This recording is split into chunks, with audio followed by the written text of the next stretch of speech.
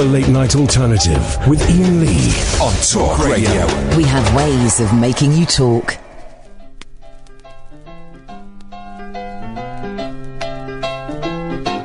Laugh me a laugh, grin me a grin, and then I know that we can win. Dance me a dance, joke me a joke, and blow the clouds away. You gotta play me a tune, or sing me a song, and we can help push life along. Just you and me, come on and see, together we'll be okay. Open the door, open your heart, and then we've got somewhere to start. Just turn around, look what we found. Today's a brand new day. You gotta run with me now, I'll show you how. The world is waiting, take a bow. Show them it's you, what you can do. Together we two can win. A rock on Tommy, dance to a tune that this guitar sings. A rock on Tommy, just get up and spread your wings. Spread your wings, follow me through into the sun, and we can smile at everyone. You gotta join in with me, then we are free. It isn't hard to do. I said life is a song, so just sing along, and then we know we can't go wrong. Just you and me, come on and sing. Together we'll be okay. Together we'll be okay. Together we'll be okay. So, I mean, oh man alive, did you see the end of Last Laugh in Vegas? Wasn't it flipping brilliant, man? It was brilliant. And do you know what? It's on ITV3 now, they're showing the full show that they did in Las Vegas. And do you know what? I'm just kind of tempted to... I don't know if our TVs get ITV3 in here, but I would be tempted just to sit back and to watch that. So you have permission. I don't give this out very often, dear listener. You have permission for the next hour to not listen to this show, because it will not be anywhere near as good as what was on ITV. Flipping it. I know we've banged on about this show a lot, but Last Laugh in Vegas has been totally the best TV show of the last, 15 years. Certainly the best British TV show in a long time. And I won't, no spoilers, but they do the show, and what a surprise, it goes brilliantly. It was just so well done. It was so well done. It was the perfect ending to what has been a perfect series. The only thing that would have made the series better, if it had been more than 4 episodes long. And seeing, flipping it, man. I'm not going to spoil it, okay? You know they do the show, and what a surprise, it goes well. But Cannon and Ball were funny as. They were all funny, but Cannon and Ball was spot on, man. Absolutely spot on. And they ended it with a routine that they've been doing for about 45 years. And it's brilliant. There's a brilliant... They end it with Wind Beneath My Wings and Bobby Ball falling asleep. Yes, but both men are approaching their 80s, so Tommy Cannon doesn't pick up Bobby Ball anymore and carry him off stage. But if you want to see a really, really funny comedy performance that is sparky and is bristling and is feels slightly more dangerous than it actually is, go onto YouTube, Cannon and Ball, the Wheel Tappers and Shunters Club. There's a few of them. It's the one that ends with them singing Wind Beneath My Wings. Flipping heck, man. It is funny. It is funny. Why don't they give Cannon and Ball another Saturday night show? Why don't they do that? Why don't you do that, drones at ITV? Oh, no, hang on, not the drones at ITV. I work for ITV. They're good people. ITV are good people. Button 3 is a good channel, and they do good things. And I'm going to use all of my influence there, which is nada, to imagine this. Saturday night, not even like, doesn't have to be prime time, tea time. 6 o'clock on a Saturday night, Cannon and Ball hosting a show where they bring out all the others, do little bits, and Cannonball are the main hosts. Are we calling them back? We called him back. That was quick.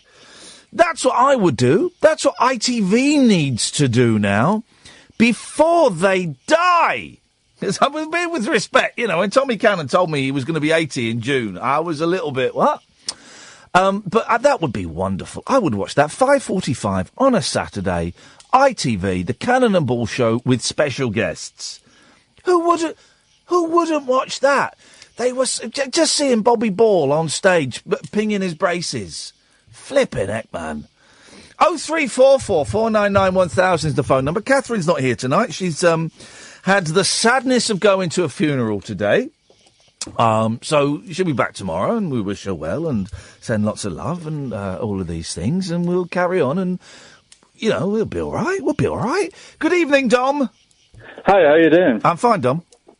Yeah, I'd come up with a new game, but I just heard then that Kath's not in, so might have to adjust the format of it slightly. Okay, go on. Well, let's see how we can work this, Dom. I am nothing if I am not an ideas person. So that's what I'm hoping. Let's make this work. We can spitball this around, and we can make this work. I think it's one to rival compilation battleships, but I'll give you the concept. All right, it's called the Local Authority Bin Colour Guessing Game. Okay, I like it. Yes. I will name a council. Yeah. I will name a type of waste, and you have to guess the colour of bin that council has chosen for that type of waste. Oh, me likey! But again, I don't know how we could have a competitive element unless you could also pick a council if you wanted. No. We need a caller to call in. Do that. We need a caller, Dom, to call in and play. What was this game called again?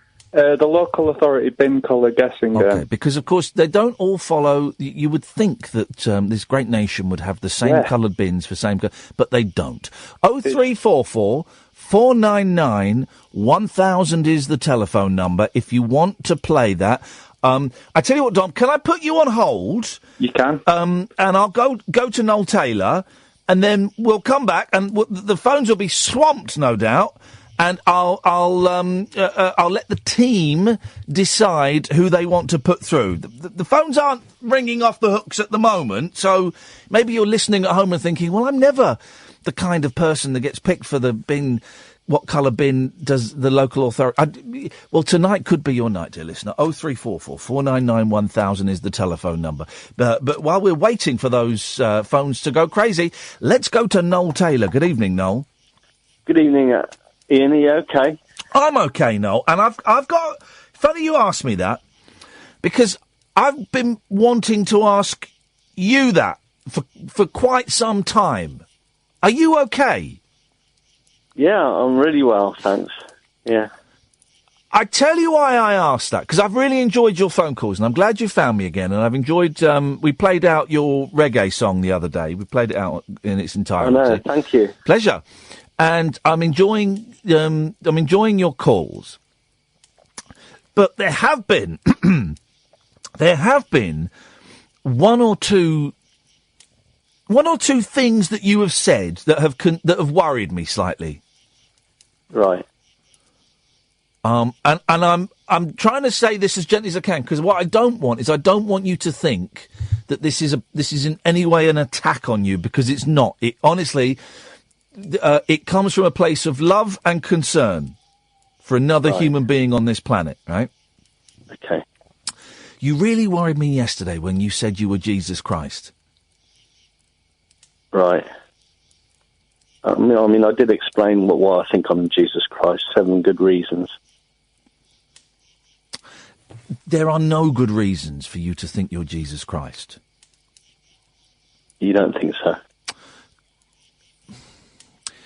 As Kath said yesterday off air, well, he might be. But the only... Right, there are 3 reasons for you to think you're Jesus Christ that I can see, right? One is you are actually Jesus Christ, okay? That's one. Yeah.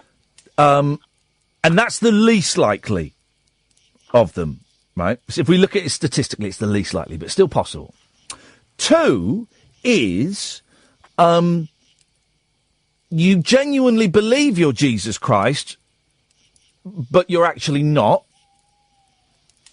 Right. And that's very possible. Plausible. The third one kind of links into to number two. Well, the third one is kind of a byproduct of number two, perhaps, that you are not well. Right. Not well... mentally. Mentally, yeah. I do have injections every 3 months for bipolar. Okay. Are you bipolar, Ian? I don't think I'm bipolar, no. Oh, right. I don't think so. And I don't, for those that keep suggesting it on Twitter, I don't think I'm autistic. I don't think I have Asperger's, and I don't think I have ADHD. I've inquired about this, and lots of very nice, kind, warm-hearted people will go, I think you might have Asperger's, Ian, and I just tend to ignore those because, trust me, I've spoken to people and I've said, do you think I've got Asperger's? No. Okay, fine. So you have an injection every 3 months. When did you last have an injection, if you don't mind me asking? Yesterday. Okay. Oh, all right. Okay. And what does the injection do for you? It does a series of things, really. Yeah. It makes me very calm and placid. Yeah. I'd say that's the main thing. It's a job to think offhand. I bet it is. Yes. Oh, no, I can't really think. And do you have a mental health care team that you see? No, I don't have to see them anymore. Don't have to see a psychiatrist. As of about a month ago. Okay. And again, if I ask anything you don't want to tell me, Leon, you can tell me to get... Leon, I'm calling you by your stage name, Noel. I don't mind. Yeah, you can tell me to get knotted. Honestly, this is coming from a place of concern, and it's nothing more than that. How was the decision reached a month ago that you didn't need to see medical professionals anymore? Well, they've got this new system whereby they give you a 3-monthly injection. So instead of being visited at home, you go to the doctor's or clinic. And I tell you what worries me is that on the day you were given the injection, you were claiming to be Jesus Christ. Well, they do know that I believe that I'm Jesus Christ totally. They know that you've told them that? Yeah, they've known that for years now. Ever since I first realised it's about 5 years ago when I realised I was Lord Jesus Christ. Oh, mate. Honestly, this call breaks my heart, Noel, because I've met you and you're a thoroughly decent bloke, and you know.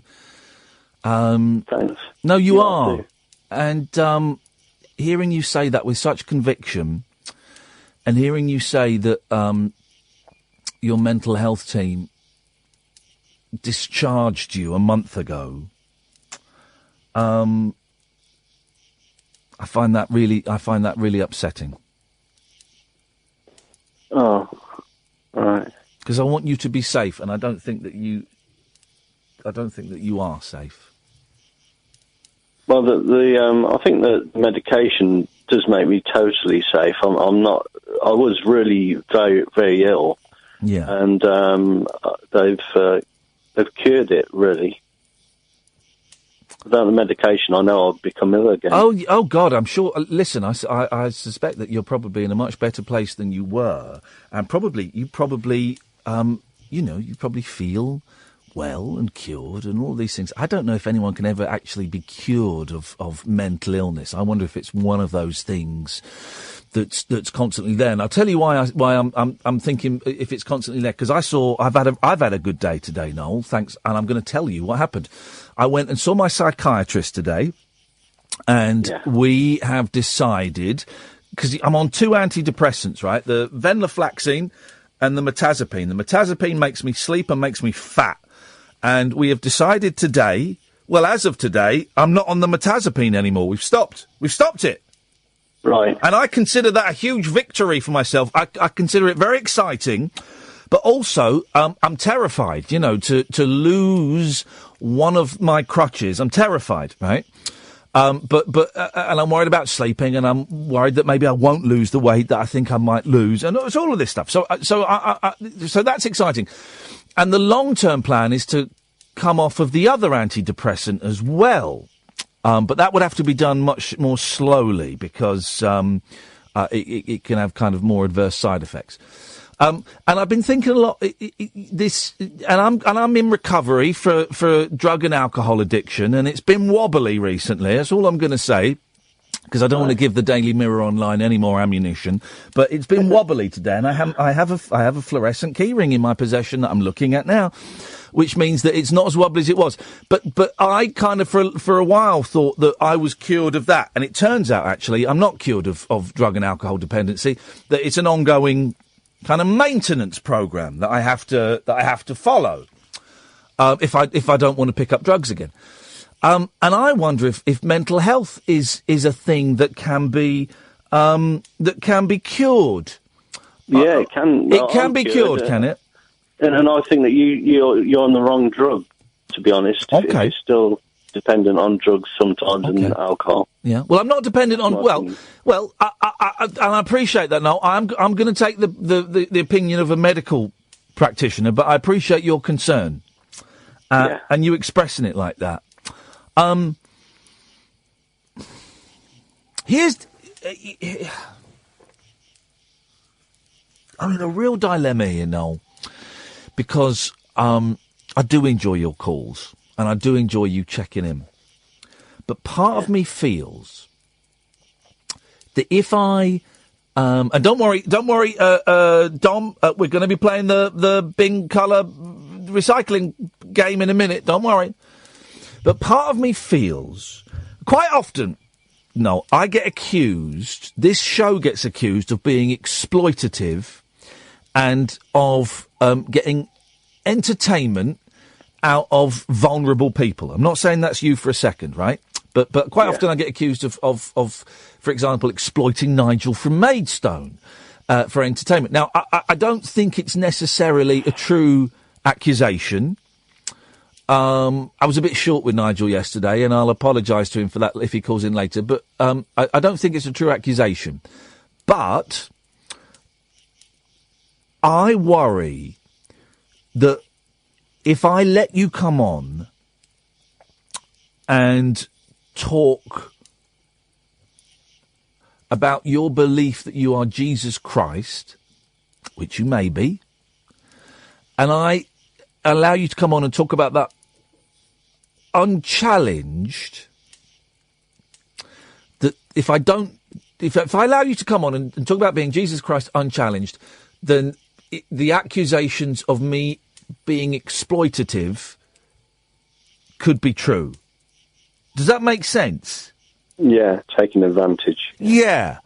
I don't want to take advantage of you. You'll say that I'm not, and that I'm, that you phone up voluntarily and willingly, and I get that, Yeah. Right, all right. Forget all this skirting around.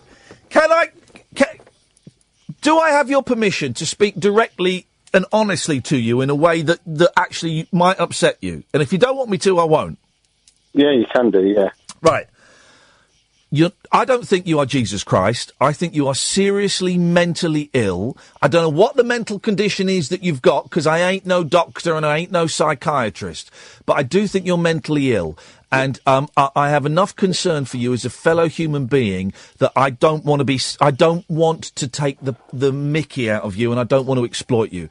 And I worry that by you phoning up that I am exploiting you, I am taking advantage of you, and it makes me feel very uncomfortable, and I want you to get well. And God damn it, Noel, I don't think you are well. Despite what you feel, I don't think you are well. And I am worried that you, I'm really worried that you might end up hurting yourself, or not everyone is as caring and as open as this show is, that you might find yourself talking to the wrong people and they might attack you. Right. That makes sense. I'm worried that if you go around telling people that you're Jesus Christ and you want to harvest everyone's feces and all of this stuff, that if you say it to the wrong person on the wrong day, you might get beaten up. Yeah.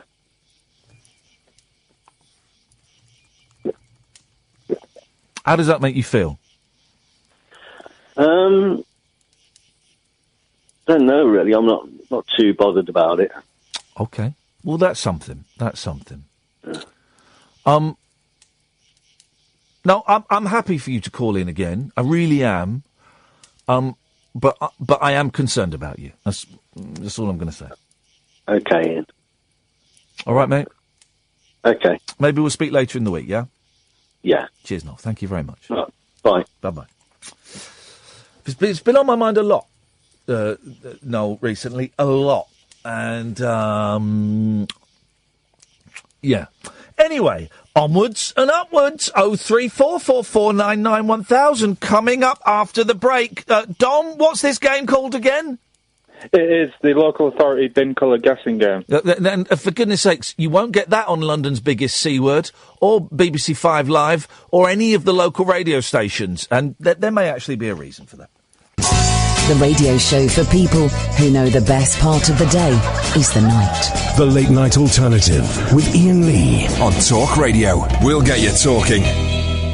03444991000 is the telephone number. You can call in about absolutely anything you want. You can listen to us on DAB, download the app, go online to talkradio.co.uk. You can watch the show as well if you go to my YouTube channel, youtube.com/Iain Lee. It's on Periscope as well, but I've turned the chat off on Periscope because Periscope is full of very nasty people. Here's the thing as well. Here's the thing.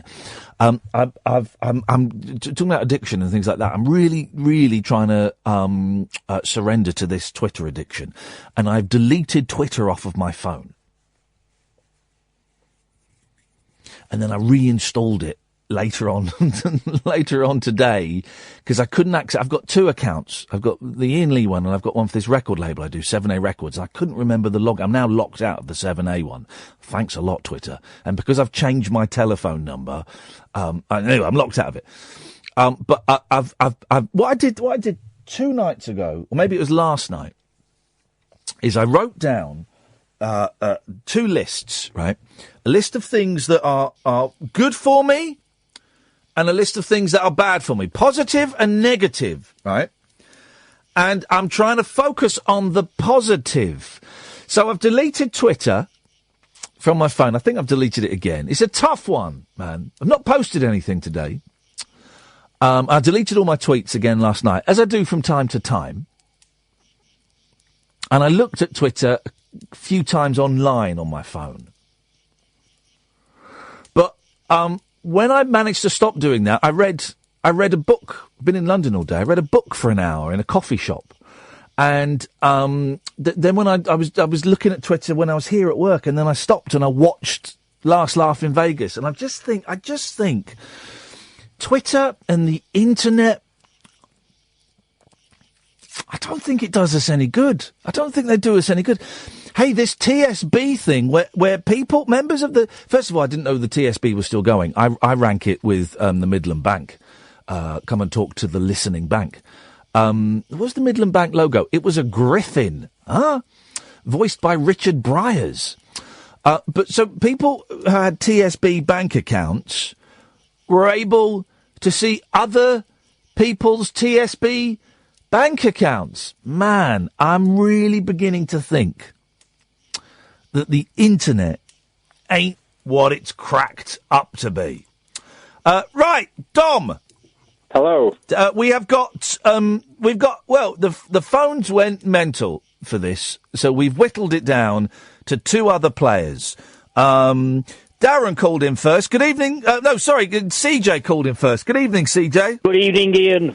Good evening, CJ. Good evening. Are you ready? I'm excited for this. Oh, wowzers. CJ's pumped. Sure am. Okay, and I'm just going to... Oh, no, hang on a minute. I've gone into the dump mode. I don't know what that means. Hang on a minute. I'm going to go to conference, and I'm going to add... Darren. Darren is there. Good evening, Darren. Good evening. Good evening, Darren. Evening. Right, well, Dom, can you play it with 3?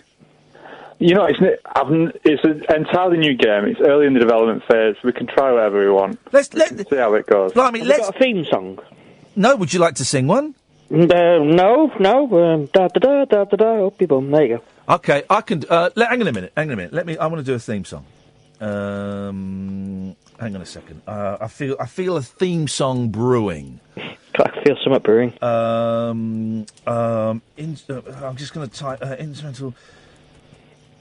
Powerful. I'm just typing into YouTube instrumental powerful music. Let's see what comes up. Let's just see. Here we go. Here we go. Here we go. Here we go. Here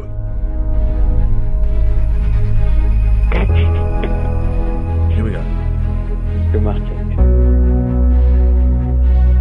Gonna play the bin game. Bin game. Shut up, man. Shut up, man. Shut up, man. I'm doing this. You said you couldn't do a song, and I'm doing the song. I was doing the back-in. No, you can't do the back-in. All right. Hang on a second. This has got...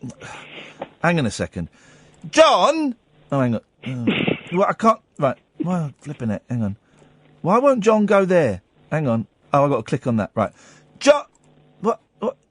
Right. Get John off of line 13, because I can't take him on line 13. Right, hang on. We're gonna play the bin game. I missed the start. Hang on. There we go.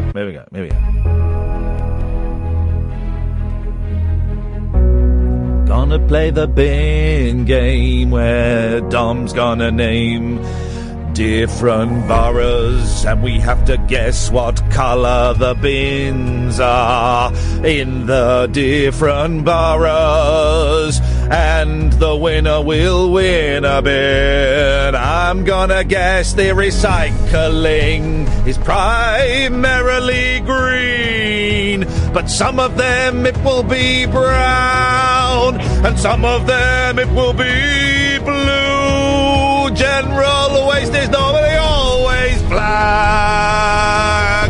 That's racist bins. And we're gonna play the bin game.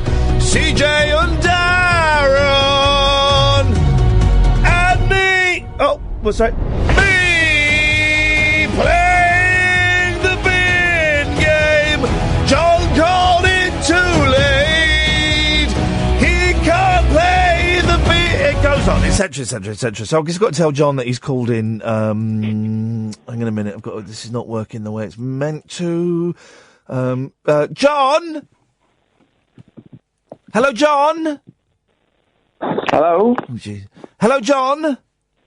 Yeah. Yeah, John. I don't know if you heard the theme tune to the bin game, but in the lyrics within them, it said that you'd called in too late.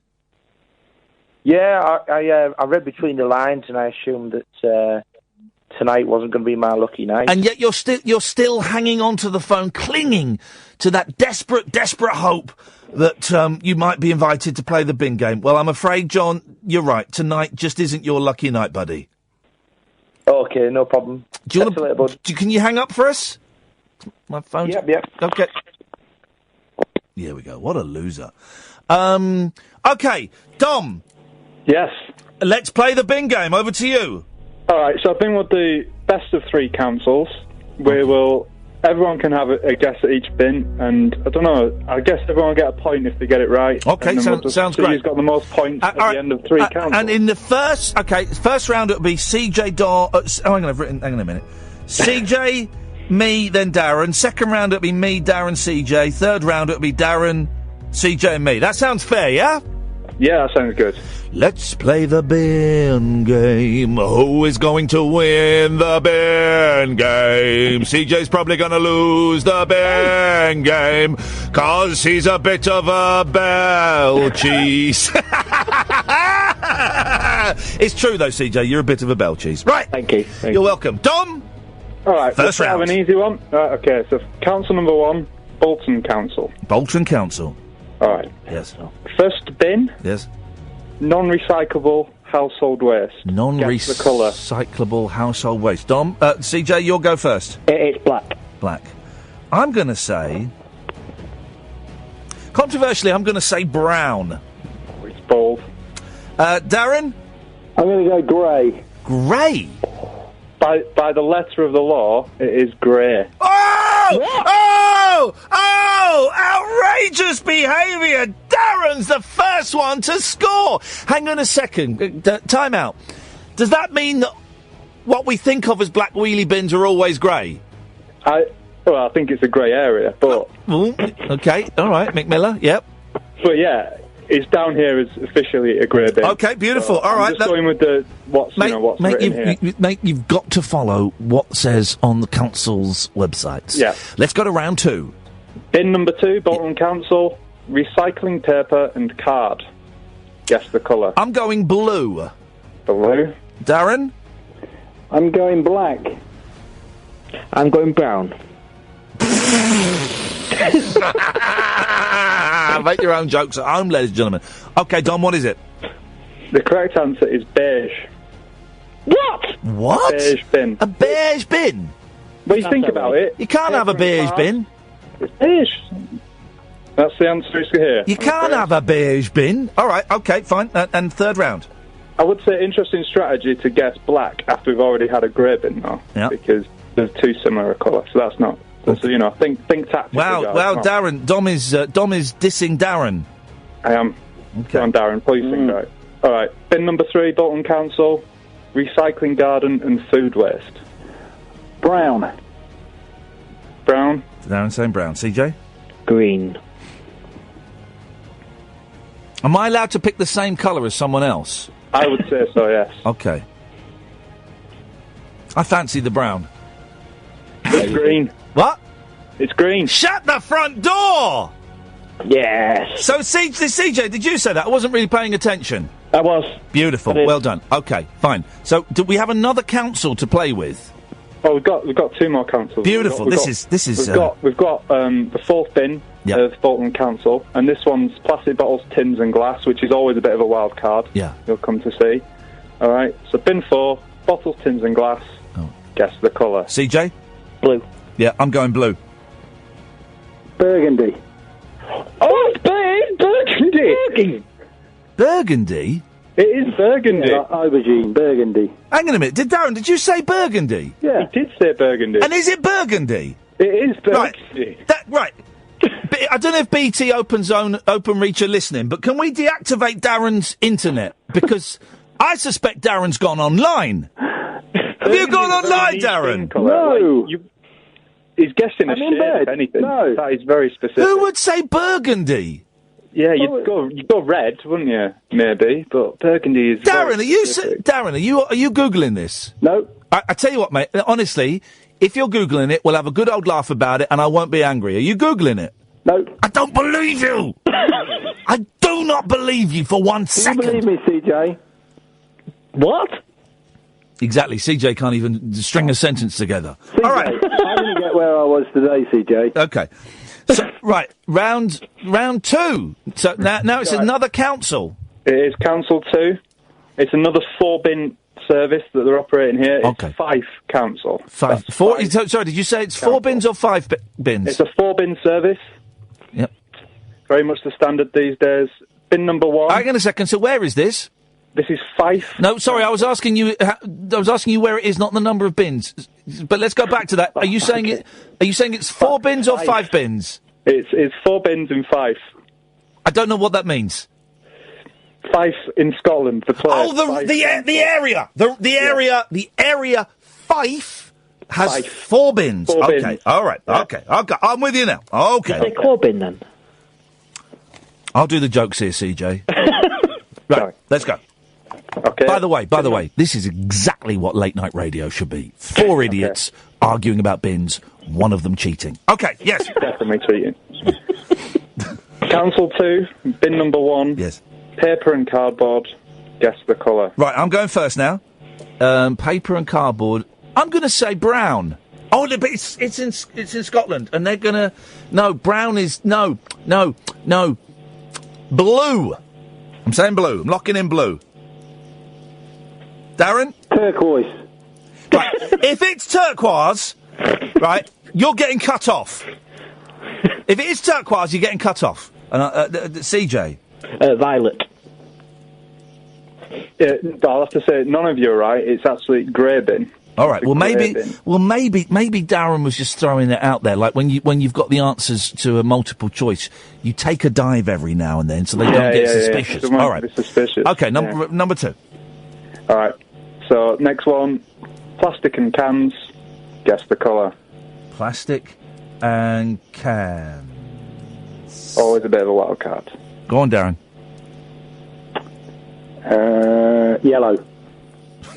Yellow. When have you ever seen a yellow bin? There's no such thing. A yellow bin.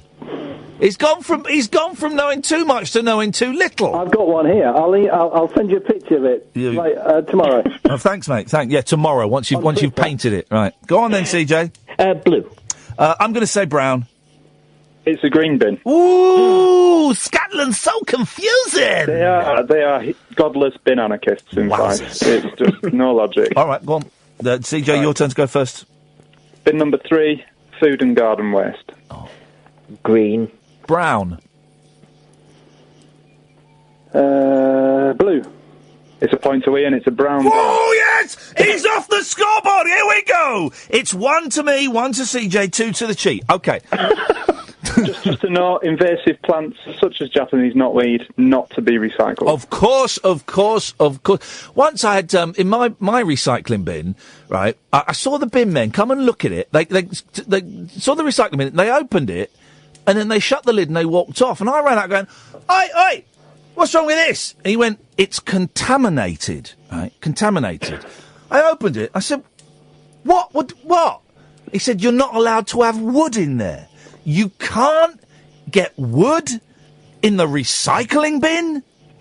That's insane. Wood is the most recyclable thing in the world after urine."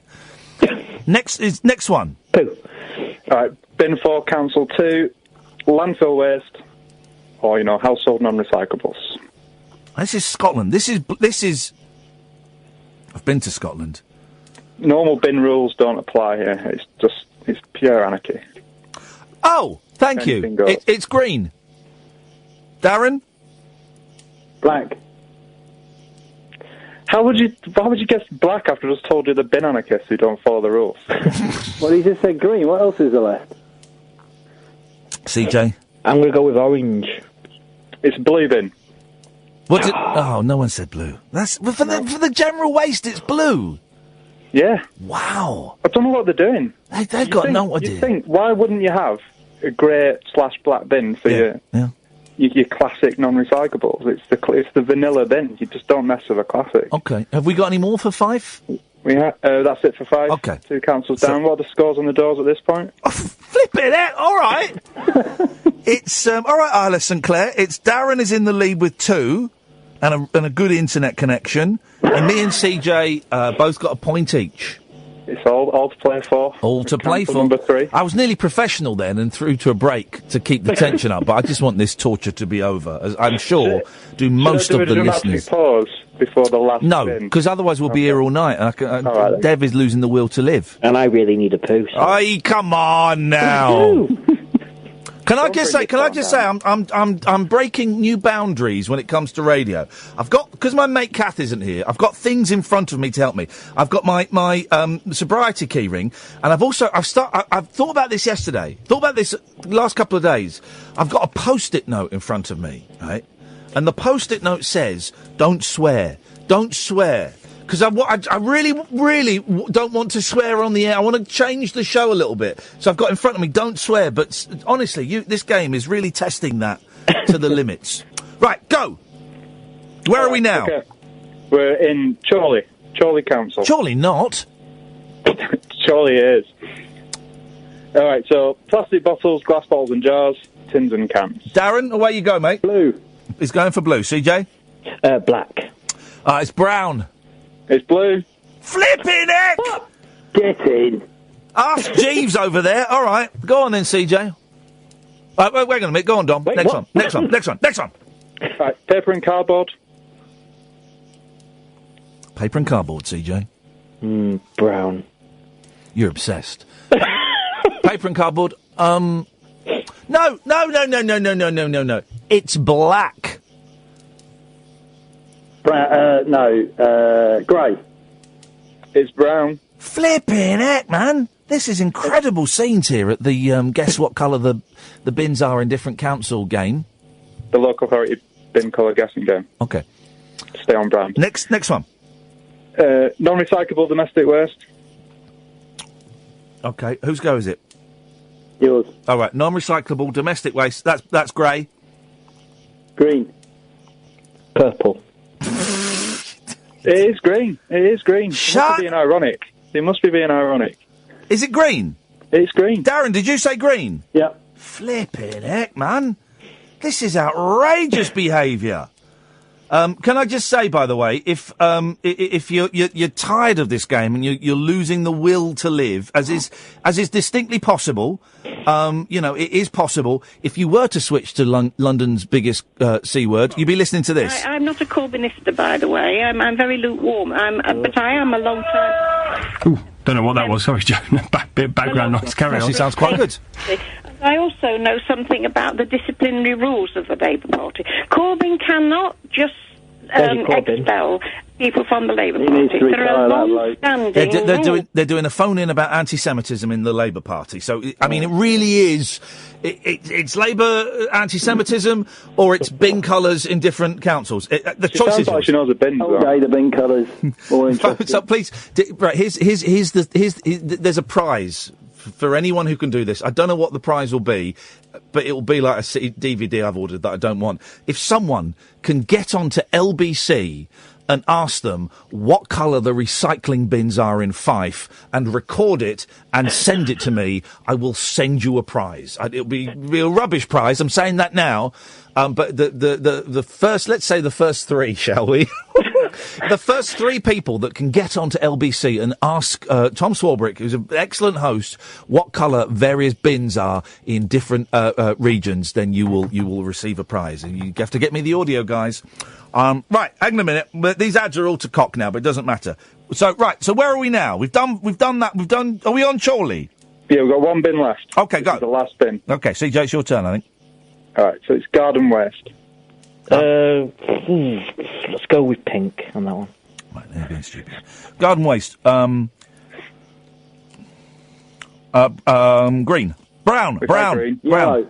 Brown. What do you say, Darren? Yellow. Go on then. It's grey. Grey. Okay. Oh, this game's stupid. Let's have one more council before I cut my fingers off. Okay, I'll have to find one. Give me a sec. Hang on a minute. I thought you had it all lined up. I said I had three councils. Oh, did we do up. three? Yeah. All right, then we're finished. That game's stupid. Doesn't matter what my score is. CJ got 2, and Darren, or as we call him from now on, Ask Jeeves, got 4. I'm going to go and put my head in the fridge. Thanks, guys. I think you should do that. Darren, is there anything you'd like to say? No. Oh, I'm sorry, man. You got cut off. I don't know how that happened. Thanks for that, Dom. No worries. And when I say thanks, I mean, yeah, thanks a lot. Jacked up jive talk for janitors, jazz cats, and gin-soaked boys and girls. Is that Commando? If you're awake, you're welcome. I've got 5 cactus needles stuck in my... The Late Night Alternative with Iain Lee on Talk Radio. Controversially, the bin game there has not garnered the greatest of reviews, and that surprises me. I thought we were on to a winner. If we go to the YouTube channel, Katie says novelty of a bin game gone sour. Novelty of that game went quick. It's 2 comments. Russell says, I got wood in the morning. I don't really want to know about that. Russell says the game is rubbish. And people are fighting against the bin game. Well, you know the alternative, guys. I've played you the alternative. It's London's biggest C word talking about anti-Semitism in the Labour Party. You want to do that?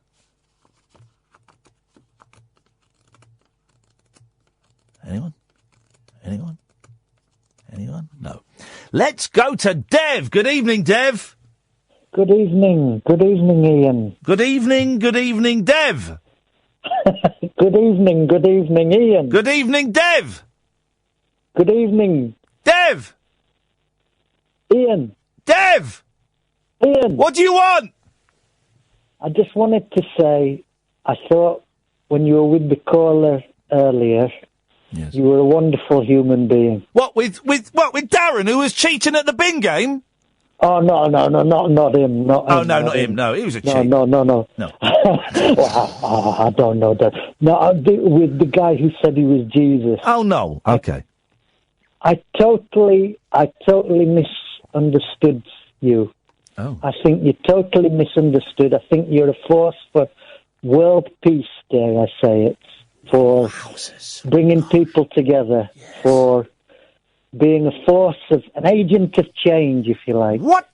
What's going on, Dev? What have you drunk the Kool-Aid?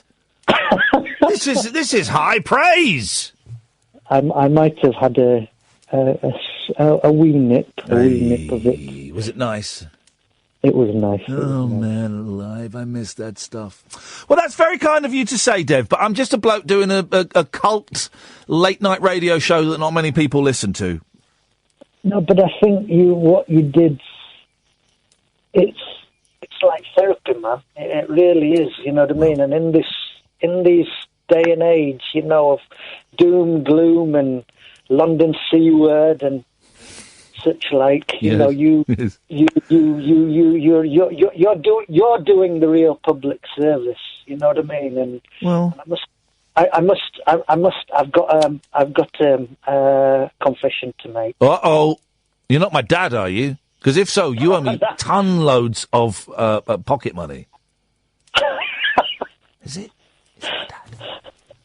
No. A few months ago, yes, when you were playing the game, you remember the letter game? It's going back a while. Vaguely, yes.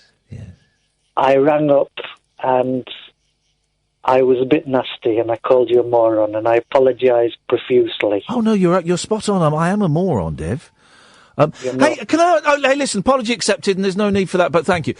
Can I ask, right, then, if you didn't like what you heard, did you keep listening or did you just come back tonight or what happened?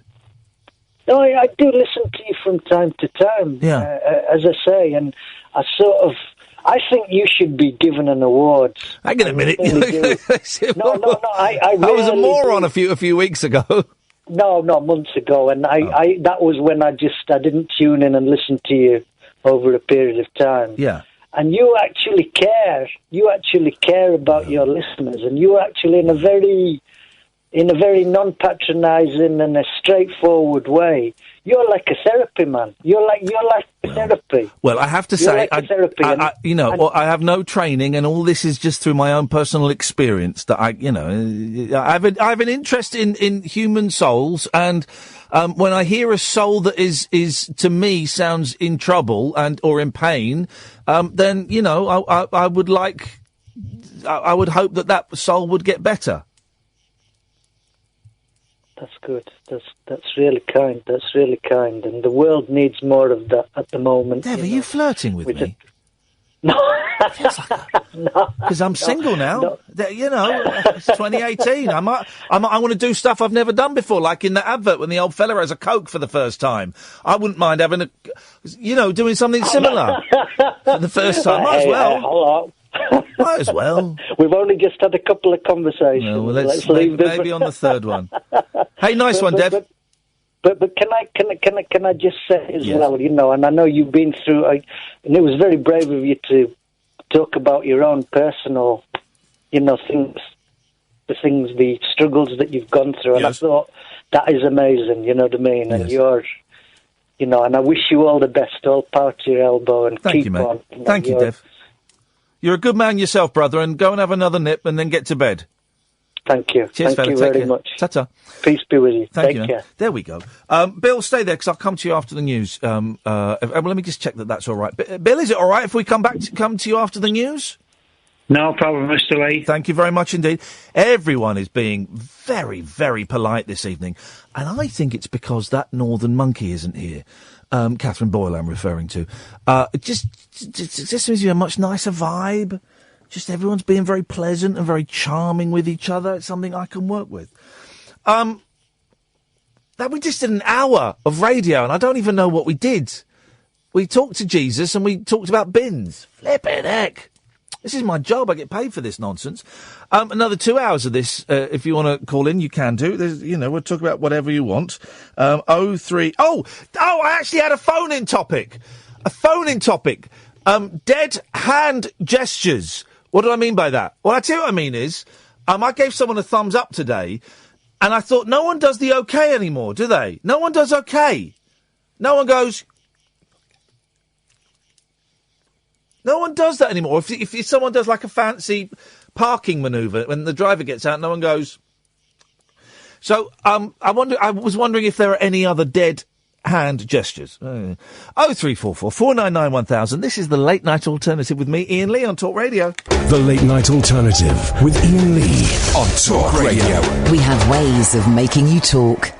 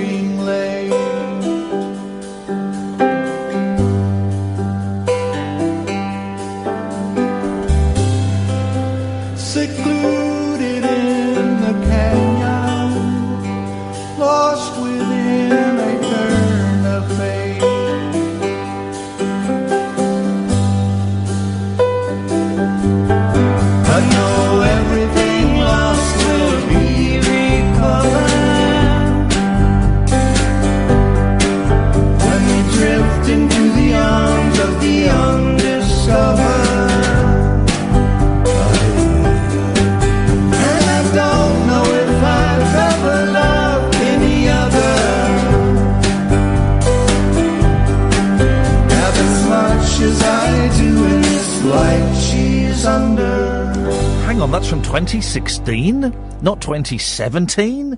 WTF? Where the hell is time going, man?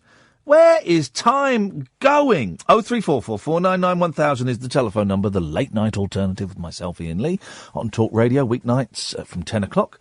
You can listen on DAB, download the app, go on to talkradio.co.uk. You can go and watch the show right now on youtube.com/Iain Lee. And if you look for the live thing, it's there, and you can go and chat as well and do what have you. So it's a late night show unlike any other, in that I sit here and talk nonsense for 3 hours, and you're welcome to join in. with any bits and pieces that you want, or different stuff, or whatever. 0344 499 1000. Kath isn't here tonight. You'll speak to Hayley. She'll take your name and number and call you straight back. It's as simple as that. Bill has been patient enough to wait over the news. It's going to be a good one, Bill. What have you got for us? Yeah, I'm waiting for you, Lee, Mr. Lee, because that's a respect to you. Thank you. But the actual music before you spoke to me was not very good. Sorry? Beg your pardon? Bear with me for a second. Yes. I think I'm on speakerphone, so it's not working too good. Okay, well, what's not working too good? I'm not quite sure. If you Iain, you've got a very good memory, and I spoke to you quite a few weeks ago about my mental health. Right. Yes. And you was very compassionate towards me. Yes. And that's why I've rung you back tonight. Okay. Were you the gentleman that had a lady cooking for him? Yeah, correct. Yeah, he had a lady cooking for him. Very, very old-fashioned. I like that. Was it a good meal? It was a very nice meal, Iain, but I'm struggling to talk at the minute. Okay. Why are you struggling to talk? It's not because I did dislike you. I'm just struggling to talk. I'm struggling. Do I remember correctly that you have seizures? Correct. There we go. Right, okay, first things first, you're wrong about that song. It's beautiful. Secondly, why are you struggling to talk tonight, mate? What's happening? Right, first thing, I have to disagree. The song was crap. There you go. This is the most polite argument about music I've ever been involved in. Go on, then. And the second reason is... Yes. The song was beautiful as well. Huh? The song was crap and the song was beautiful? Yeah, it's a contradiction. Yes, well, complete contradiction. How can you hold those two opposing thoughts in your head at the same time? Because I'm going to get your brain working. Uh-oh, okay. Mr. Lee. Well, as long as one of our brains is working during this phone conversation, we should be okay. I hope we are. I always love speaking to you because you're very compassionate, yes, empathetic, sympathetic person. Yes. I know that you understand mental health issues. I'm going to start playing now, so I'll let you talk for a bit. Hey, man.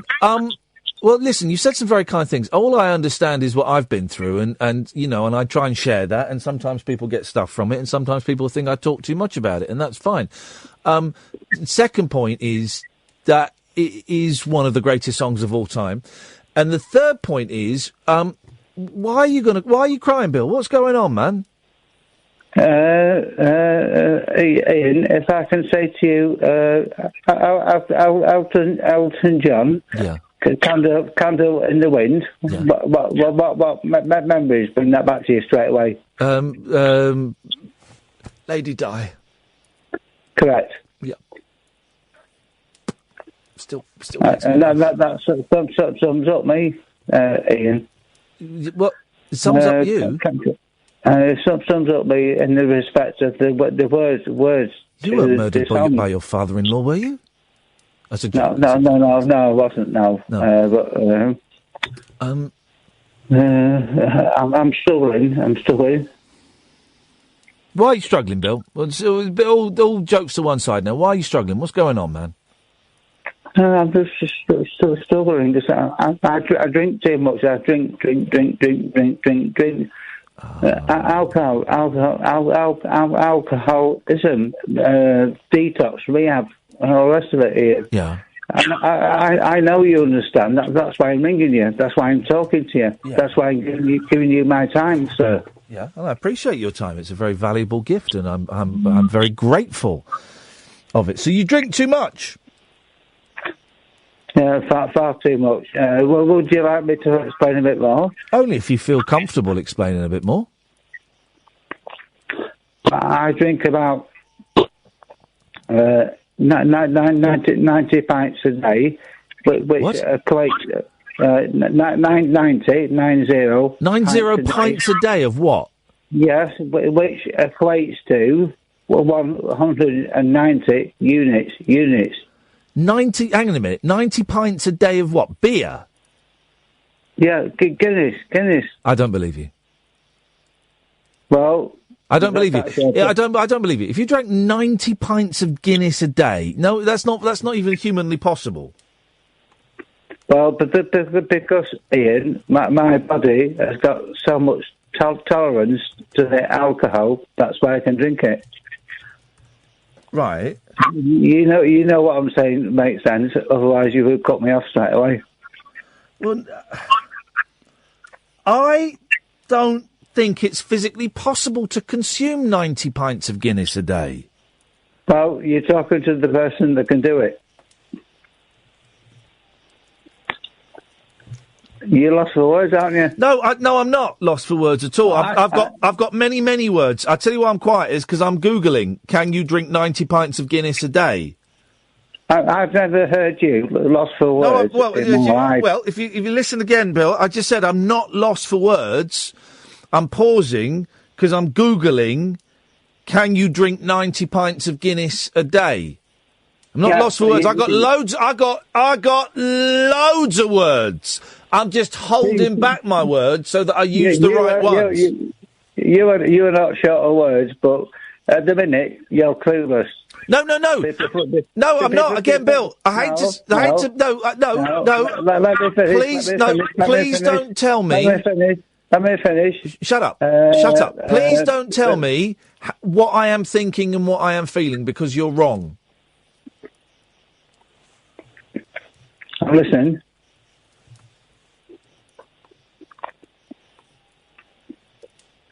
But you have to Google, and I can talk from brain power. No. I'm Googling to see how. No. I can talk from brain power. What is this? This is now turning into a weird. We're arguing politely about music, and now it's got a bit mean. I'm trying to because I think you're talking out your arse. I really do, Bill. I don't think it's possible to consume 90 pints of any liquid in a day. I don't think it's physically possible. Well, I've got the proof. That's why I was hesitating speaking, because I didn't want to come out with such a brash statement. I was trying to find some kind of factual evidence, right? You didn't allow me the time to find that, so I've just come out and said what was sitting underneath. Someone has tweeted me that means a pint every 12 minutes. And someone else has tweeted me that's about £300 at the pub a day. That's massive money. Sorry? Massive money. 300 quid a day? Cash. 300 quid a day you're spending on Guinness? Correct. Right. Where do you get £300 a day from? That's over £2,000 a week. Yeah, but please give me a minute. I might able to ask you a question. Yeah. Which is first is saying from the what do you think about Steve Allen? I know he's on a rival radio station, but what do you think about Steve? Steve Allen is completely irrelevant to this conversation. Can I ask you a question now, Bill? Yeah, you can do. Yeah. Why have you phoned me up to lie about the amount of alcohol you drink? I'm not lying. 90 pints a day. Yeah, why do you think I'm lying? Because I don't think it's not humanly possible, Bill. Yeah, it's not humanly possible, but it's physically possible. Humanly possible, physically possible means the same thing. Well, I can tell Ian, when I ring you, I respect you totally, and I tell you the truth, and I've drunk what I've just told you. 90 pints a day? It's massive. And have you had 90 pints a day today? Correct. And how long have you been doing that for? Many years. That's why I'm an alcoholic. I'm waiting to go into detox and rehab, but it's not happening at the minute, sir. Bill, I don't know what to say because my compassion only really works, and my empathy only really works when people are honest with me. And I don't believe you, sir. I don't believe you. And if it's true, then you will have my sincerest apologies. But I don't believe you. One thing that you said there, Iain, sir. Stop calling me sir, Bill. Stop calling me sir. Just call me Iain. No, you said you don't believe. Then you used the word sir. So that means that you do believe, but you don't believe. No. Here we go. I've got to the crux of it. I've got to the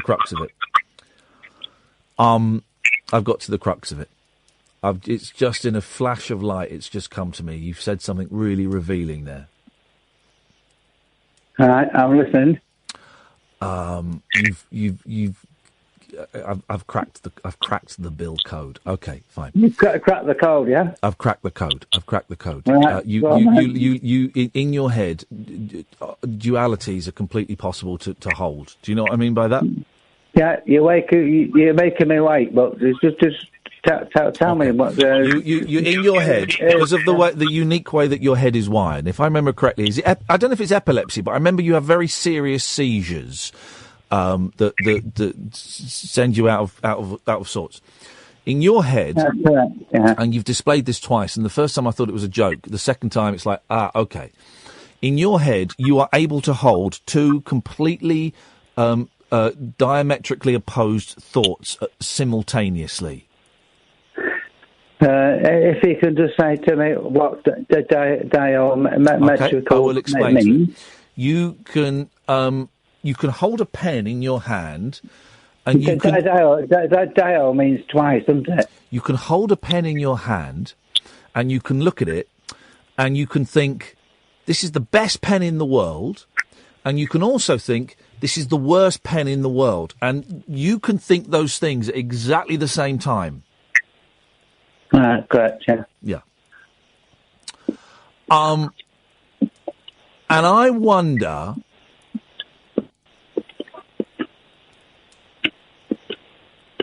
Can I ask you a question? This is going to sound like a really dumb question, right? Go on, carry on. I'm going to ask you a few questions that are going to sound dumb, right? How strong are you, Bill? Physically, how strong are you? I'm very, very weak in my physical posture. Very weak, okay. How intellectually strong are you? Very strong. Very, very strong. Yeah, Have you ever tried to move something just by looking at it? Did you say, have I ever tried? Have you ever tried to move something just by looking at it? No, that's the answer, no. Do you think you could do that? I'm probably willing to try, Iain. Do you think it would work if you tried it? What I'm asking is, have you got any special powers? No, I don't believe I have, no. Okay. All right. I don't believe you drink 90 pints a day. It's not physically possible. I suspect that... I'm not a doctor, so I'm trying... It sounds like I'm giving a diagnosis, but I'm not. But I suspect that sometimes you imagine things... Let me finish. Sometimes I imagine that you imagine things... And sometimes you're so good at imagining things that you believe those things are real. Right, if I can come back to you respectfully, Iain, 90 pints of Guinness is 2.1%, so you can times that by 2, which is 180%. And that's what I drink per day. Okay. You can either accept it or not accept it. Whatever your decision is, I will respect that because as a broadcaster, your voice just coming over the radio is fantastic to me because it gives me a lot of relaxation, sir. Okay, Bill. Well, listen, I've enjoyed entering your world for a few minutes, and I appreciate your time and I appreciate your kind words. Thank you, Ian. Thank you, Bill. You take care of yourself, mate. Okay, take care, my friend. Thank you very much indeed. I'm going to be honest, for the first 5 minutes, I thought it was David Babcock. For the first 5 minutes, I thought it was David Babcock. And then when he started talking about the mental health, I thought, no, David wouldn't do that. I'm exhausted, man. And here's the thing, you know. We've had Bill and we've had Noel on the line tonight, and I feel moved beyond anything. I feel moved, and I feel sad, and I feel worried for them, and I know that there's absolutely nothing I can do, and I think sometimes people put too much kind of faith in me. I'm just a bloke who's on the radio. I get paid money to be an idiot. I'm a failed TV host, if you must know. And then I get calls like that, and the call from Noel, and it really upsets me that there's not enough money spent on people who are seriously mentally ill, is I guess the point I'm trying to make. This is the Late Night Alternative on Talk Radio. Let's have some adverts. Dead of Night discourse for disco queens. I'm related to Jedwood and Dolly Parton. Dairy farmers and distant fathers. Yeah, whatever. The Late Night Alternative with Iain Lee. Doing lots of things that we don't know about, we can't control. On Talk Radio. Yes, great. Honestly, I genuinely don't understand why this show isn't like the most popular show on this time slot. Honestly, I don't get it, because I'm envious of you lot that you get, because this is the show I would listen to, not because of me. I wouldn't listen to me because I hate the sound of my voice, but this is the show that I would listen to. There was no other show doing that. Has been no other show doing stuff like this for 20 years. And that's why me and Kath came in and made this show. It was the show we wanted to listen to. Good evening, John. Hello, hello. Hello, John. How's it going? I'm all right. I've had for a month now. I've had a numb little finger on my left hand, and numb half of my ring finger on my left arm, a numb bit of my palm, and it's a trapped nerve, and somewhere, I don't know, and I keep hoping that if I do some sort of strange movement, there'll be like or the sound a ruler makes when you flip it on a table, and that my nerve will just pop out and I'll be able to feel my finger again. But it's not happened so far, John, so I'm frustrated, is what I think if you stop thinking about it, it'll just happen. Oh, maybe. You're probably putting it in a stress position by trying to make it better.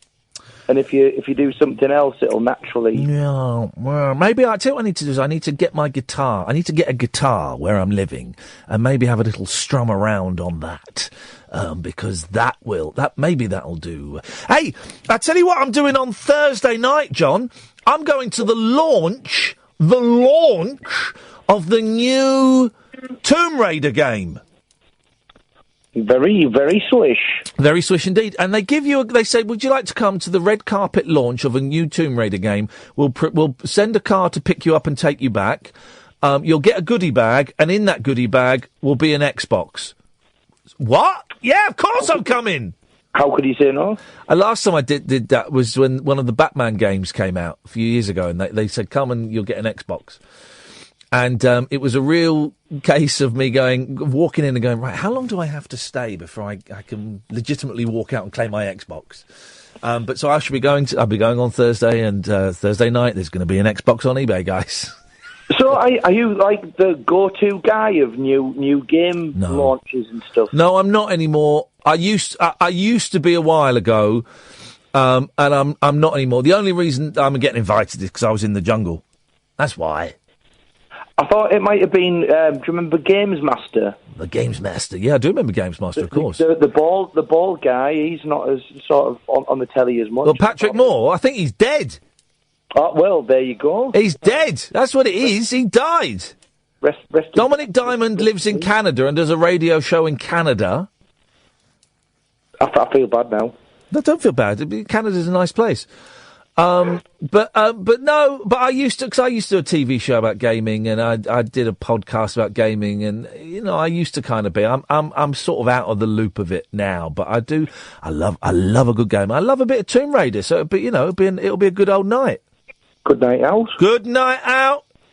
There was two things that I rang up. Obviously, I missed out on the quiz, which I'm blaming partially my poor choice of the forename. Hasn't brought me much luck. My phone was given a bit of jip. Mate, get over it. Listen, you weren't quick enough or popular enough. Let's be honest, or popular enough to come on to the Bing quiz. It was a technical error. Myself completely to blame. Two things. Yep. It was, dolphins, which I'll get onto. But I'm yawning, but that's only because I'm tired. It's not because I'm bored of dolphins. I believe you. I'm totally there with you. Oh, whichever. I tell you, you don't see anybody yawning on soap operas, do you? We should have more yawning. They should do. Not on camera. Maybe they just wait. Round the side. But people yawn a lot. People yawn a lot in real life, or maybe that's just when I'm around them. But there's a lot of yawning going on, and there's lots of things on soap operas that they don't show. They don't show the people on EastEnders watching Coronation Street. Didn't they reference Coronation Street once on EastEnders? I'm sure they did. Have they ever done a crossover where characters go on holiday to the other soap? To the East End of London or to the backside of Manchester? No, but I am sure. Right, here's the thing. I'm sure that there was an episode of EastEnders and Coronation Street that referenced each other. But I'm also sure, now I'm saying this, that there was an episode of this show once where I asked, was there an episode of EastEnders and Coronation Street where they cross-referenced each other? And now that's been referenced itself in your own show? Man alive, now I get how Bill feels. Good Lord. Wowzers. Anyway. Yes? The word is, when I was a kid, a word that was used, yes, murder. I don't want to lower the tone. Oh. But it was used to describe a large poo. A murder? A murder. I've done a murder as maybe like 5, 6-year-old. No. 7. No. And I've only met one other person. Right. That used this term to describe, obviously by your reaction. I've never heard of it called a murder. No. I've been thinking, it's been on my mind for quite a few years going. Of course, it has. It's concerned you. You're stuck at the, as Freud would say, you are fixated on the anal stage. Exactly. Yeah, that's it. But I've spoken to lots of people. It concerns me, and I was just sat in the car the other day in the car park, and it came to me. It might have been a type of sort of northern rhyming slang. So whereas was it crows? 2 crows is a murder, I believe. Right. 2 birds, turds. Right. Well, in Cockney, I think it's called a tom-tit. A tom-tit, yeah. It's a tom-tit.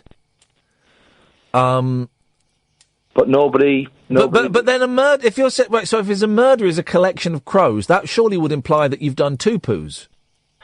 I'm just trying to make sense of the word and its origin. I've got no one to sort of back me up and say if they've experienced it or where it came from. I've got a feeling, John, you're on your own on this one, buddy.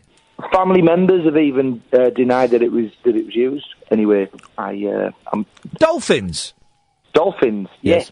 Again, in the car on the radio, a little interesting piece came on about dolphins. Dirty creatures, dolphins. Filthy. Dirty, but also quite adept at protecting themselves when they go to sleep. Oh. Because only half of their brains fall asleep. Oh. So the other half of their brains is still awake to defend against attacks and things like that. What do you mean? What do you mean? What? So have they got like one eye open? They've got both eyes open. This is what I'm getting to. Come on, then. This program finished. Yes. I thought, what if this half brain was a complete consciousness? Yes. So that's Dave the dolphin. He's going about his business. Then he goes to sleep, and then the other half wakes up, and it's Brian, completely different personality with different wants and needs. Did you say it's called Brian? Well, it could be Brian or Thomas or any other dolphin there. I'm being told that Doc Cotton switched off Coronation Street during the soap's 60th anniversary during an episode of EastEnders. It's a little sly dig, isn't it? It's a little sly dig. But how did they find this out about dolphins? Did they cut open a dolphin's head? What is dolphin skin made of? Is it made of cork?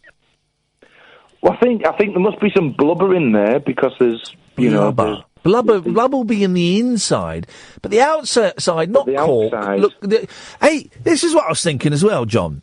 You don't see cork anymore. Have we run out of cork? Because doesn't cork grow underwater? I thought cork was like a tree. Okay, maybe. Sponges grow underwater. Maybe cork grows on land. But you don't see cork anymore. Wine bottles have all got screw tops now, don't have cork. And it seems crazy like they couldn't do that before. Well, they did in the 70s and 80s and 90s. If wine had a screw top, it was cheap wine. But now all wine has got a screw top. And in the 70s and 80s, a lot of ceilings in houses were made of cork. Not roofs, ceilings. So where's all the cork gone? Maybe there's just a surplus of cork, and now we're getting into superfoods and things like that. Things that aren't selling well, you just say it's a superfood, so people can buy them. Won't be long before you get super cork and everyone's back into it again. Yeah, I suppose so. I'd like a pair of cork trousers. I'd like a pair of cork shoes. Okay, well, we could go out and be called the Cork Brothers. We could. We'd be quite fly, and we're possibly a dolphin skin jacket as well. If anyone actually knows what's happened to cork, 0344 499 1000. And also, John, can you think of any hand gestures that are defunct? So we don't do the OK anymore. Someone said the Nazi salute, but that apparently is thriving in the dog world. So the Nazi salute is back. There's a gesture in the mime world that's possibly so difficult that it's becoming redundant. Go on. Just from my personal knowledge, yes. And that's eating a marshmallow whilst riding a horse. Right, I'm going to cut you off now, John. Okay. There we go. So there's the coffee beans, but that means that. But that always meant Winker, didn't that? Always meant Winker. There's someone on Twitter said the two fingers to your eyes, then pointing at the other person. But I do that with my kids all the time. So redundant hand gestures. Stupid idea for a phone. Lazy, stupid, dumb. Phone in topic 0344 499 1000 is the telephone number. Hey, I know what you're thinking.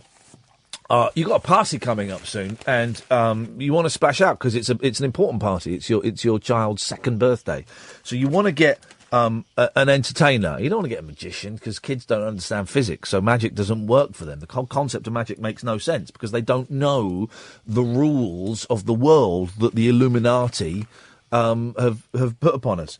So you want to get a singer. So you want to get a good singer. So you want to get Craig David, yeah? How much does Craig David cost to hire for a private party? Over £100,000 for Craig David all over your body. Hunky England rugby ace James Haskell will spend £100,000. By the way, this is in a newspaper, so it's probably made up. To bag Craig David for his wedding to Chloe Madeley. The star has roped in the What's Your Flavour hitmaker to make it the daddy of all weddings. And James, 33, says there will be no chance of super fit Chloe walking away, that's another one of his songs, on the big day, because he's going to hobble her. That's a joke. Not a nice one, but it's a joke. He said, I am like a groomzilla. I've started booking Craig David to perform. I've started booking Craig David to perform? What the hell does that mean? You've started booking Craig David? What? You've sent him a tweet? You've Googled craigdavid.co.uk? I've started booking Craig David to perform. He costs over £100,000 for Craig David. Remember, this is a true story. It's not really a story, but this happened. Craig David once gave me advice on relationships with women. It's true. I interviewed him once. He's a really nice bloke, Craig David. He's a lovely fella. Really nice fella. And he gave me advice because I was struggling a bit with my girlfriend at the time. And he said, you've really got to... What did he say? Oh, it's something like, you've got It was sort of thing you'd imagine Craig David saying. Basically saying you've got to spoil her and make a fuss of her and stuff. Which was inappropriate because we weren't getting on very well at the time. He costs over £100,000. So it'll be an extravagant occasion. The Wasps' flanker, I don't know what that means, has been dating the 30-year-old for 3 years. But fitness expert Chloe, daughter of Richard Madeley and Judy Finnegan, has revealed their relationship is so fiery, she almost dumped him when he proposed.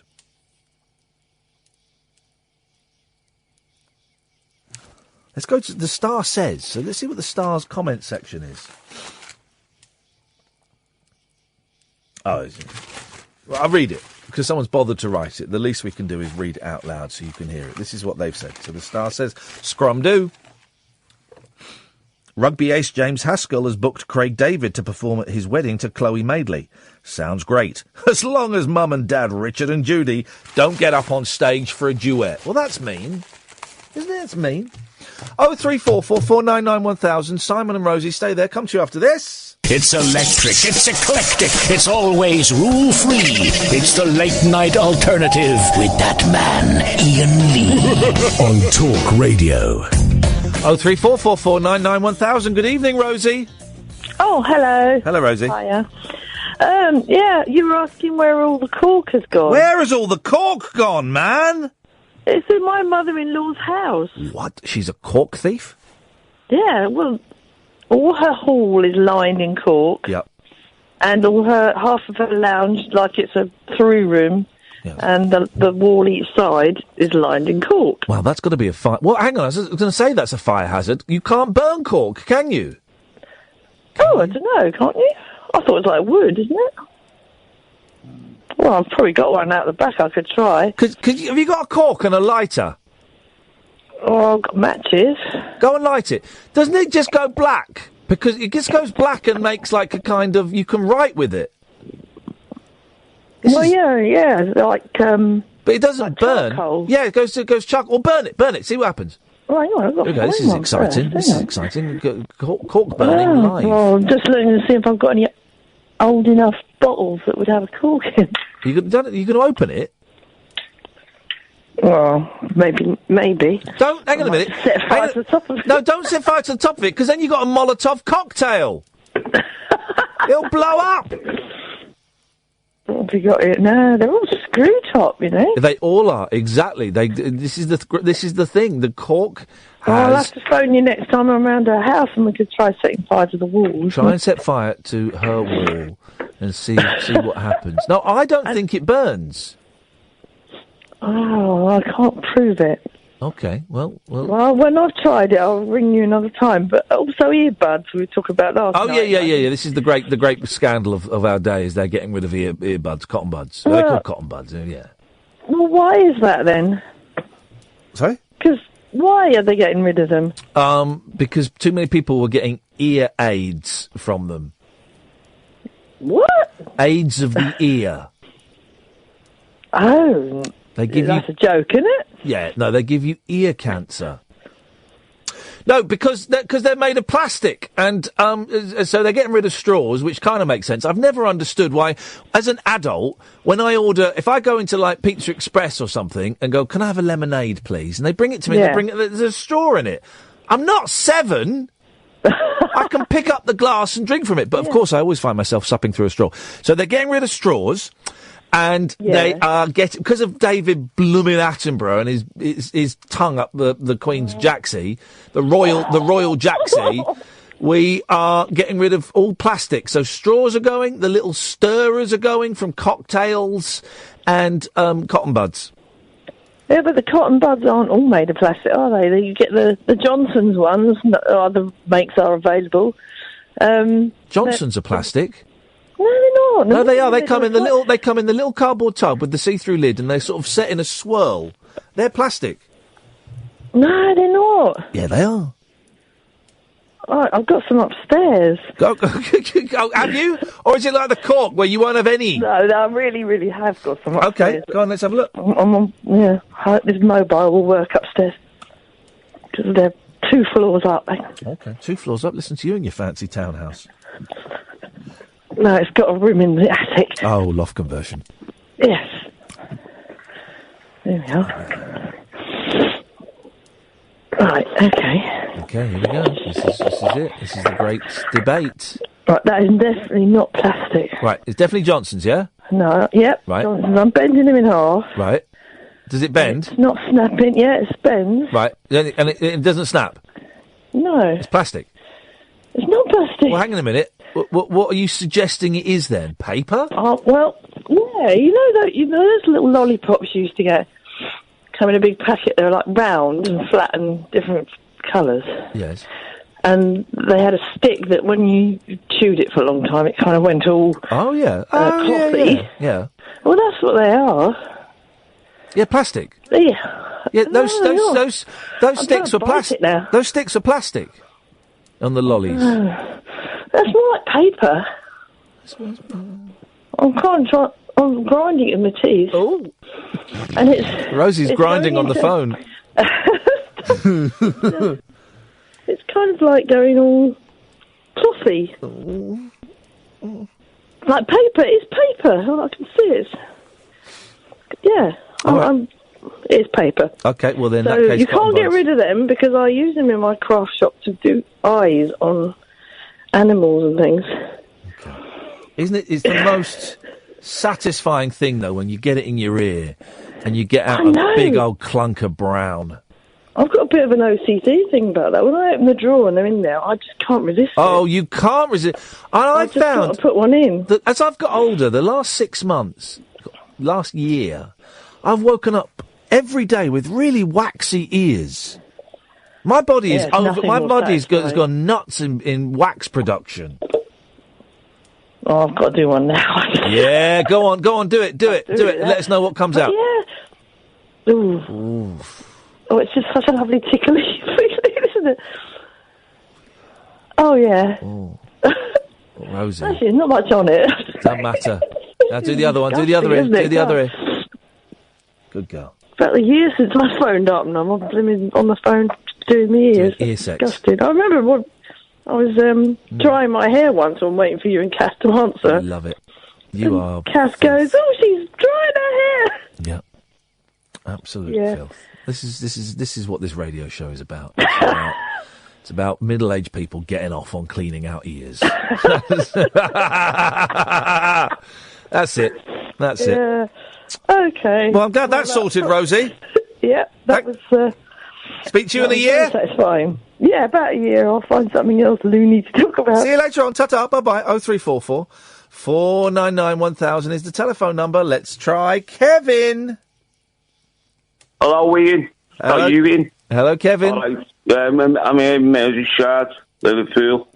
Good results today for Liverpool, 5-2. Okay. I'm just ringing up about that bloke. He said he drank 90 pints. Yes. What a load of crap. Okay. And what it is, I've been an alcoholic myself for 40 years. And Yeah, I have. Yeah. I lost my brother, like, he was in the paratroop regiment, and I'm sorry to hear that, man. And he passed away, he got in the Falklands, and I lost my dad 4 weeks later after that. Wow, that's terrible. 2 funerals within a month. Yeah, that's hard, man. I'm sorry. And it wrecked my brain. Of course it did. And it still does to this day. You must miss them a lot. I do. Yeah. I'm on medication myself, like you, Ian. I'm on medication myself now. Yeah. I'm on about a diazepam and all that. But I shouldn't say too much thing. He's also keeps selling me off, but I can't help it. I'm having a drink now. You still drinking, man? Yeah, I'm still drinking to this day, yeah. I had half a bottle of whiskey today. Yeah. I have cut it down to what I have drunk. You've cut it down to half a bottle of whiskey. Wow, what were you drinking before, brother? A litre bottle a day. Oh, mate. And it made me ill for days. I couldn't eat nothing. No. I had the hot and cold sweats a lot. You, I've been in the rehab. Yeah. I've been in a psychiatric hospital with drug-induced psychosis because I used to take LSD. And amphetamine sulfate. Oh, yeah. You want to die, don't you? What's that? Well, I got suicidal thoughts. Yeah, I get that vibe because no one drinks that much and wants to stay alive. No, I don't. Because I've got my mum now, and she's in hospital. She's got dementia, and that's wrecked my brain a bit. And that's it, and I'll just say, sure, my fella, really, but a plant pot. Well, don't listen.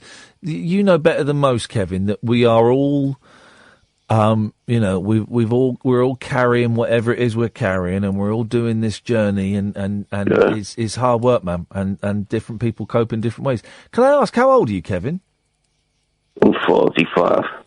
Okay, same age as me. So you were, what you'd have been about 9, 10 when your brother and your dad passed away? Yeah. Yeah. That's hard. Your brother was in the paratroop regiment. You must have been very. I was about to ask a really stupid question. Then sometimes you ask things without thinking. I was about to say, was he older than you? Well, he wasn't going to be younger than you, was he? If he's in the paras, he'd be in his 50s now. You must be, and you must have been at the time very proud of him. I was. Yeah. Well, we had the military, the paras, that funeral, the send off. I mean, it's quite a few. Yeah, I bet. Last, what's it called? The last post. Yeah, that's a moving piece of music at the best of times. Yeah. Well, I thank your brother for his service. I know you've got to go with him. No, whoa. I ain't got to go nowhere. I ain't got to go nowhere yet. I was just saying. Listen to them other bloody talk lady. What are they? I'm not going to say the stations, the born. All they talk about is politics. Well, you won't get that on this show. You just want to talk.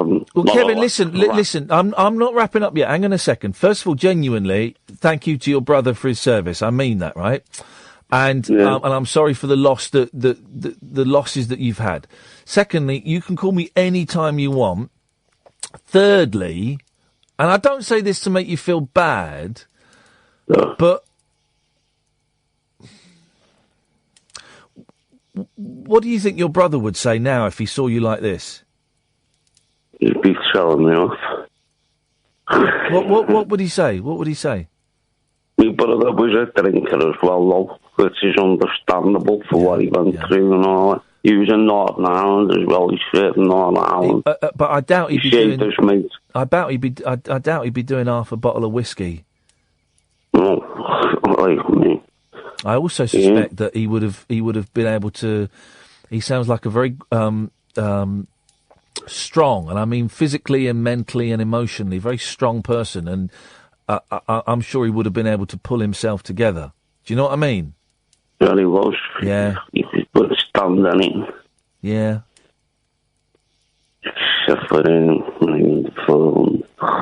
Maybe just have a think about.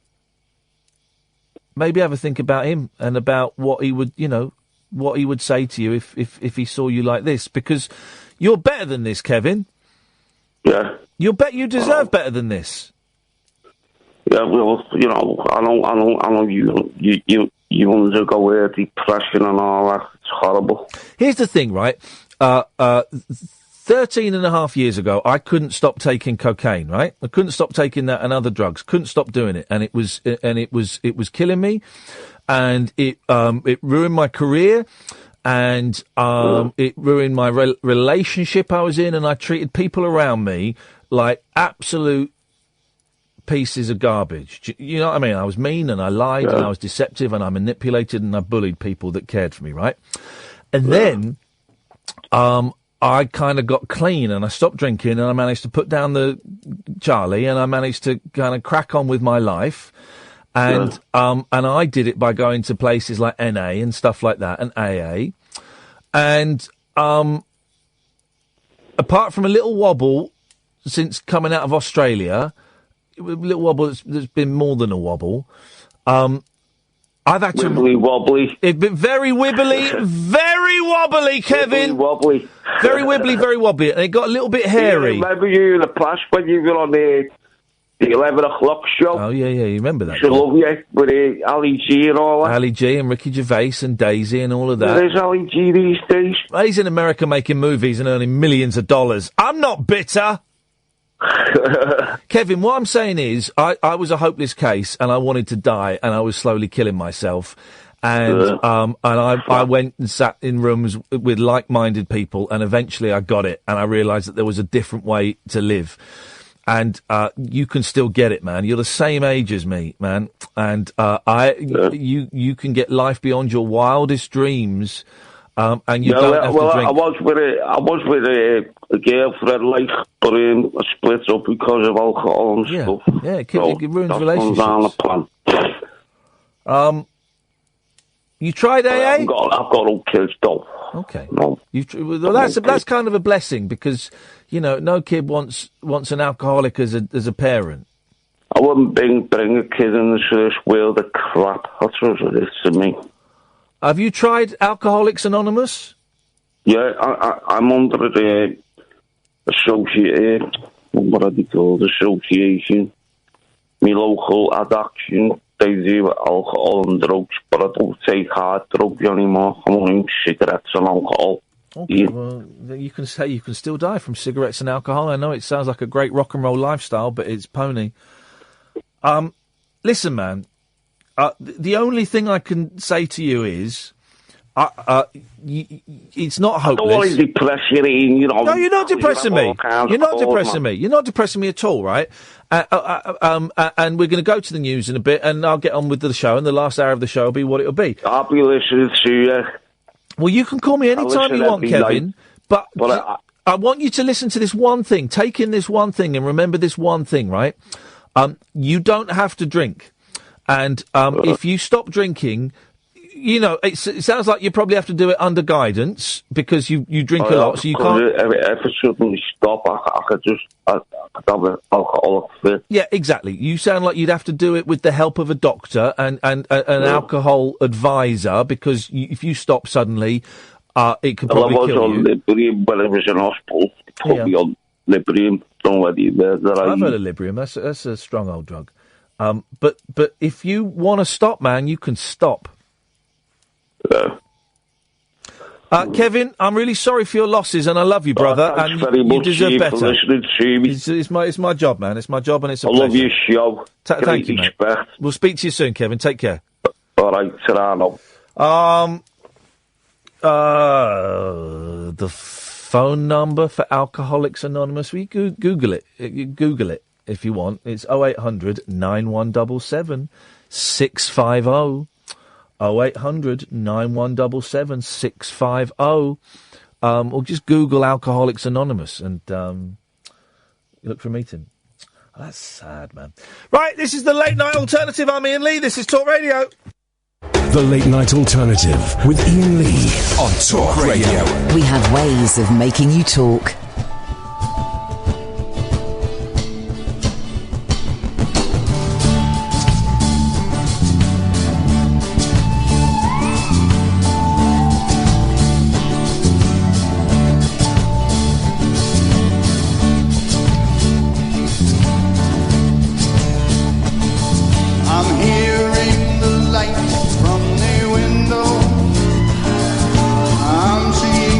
Sound of the sea.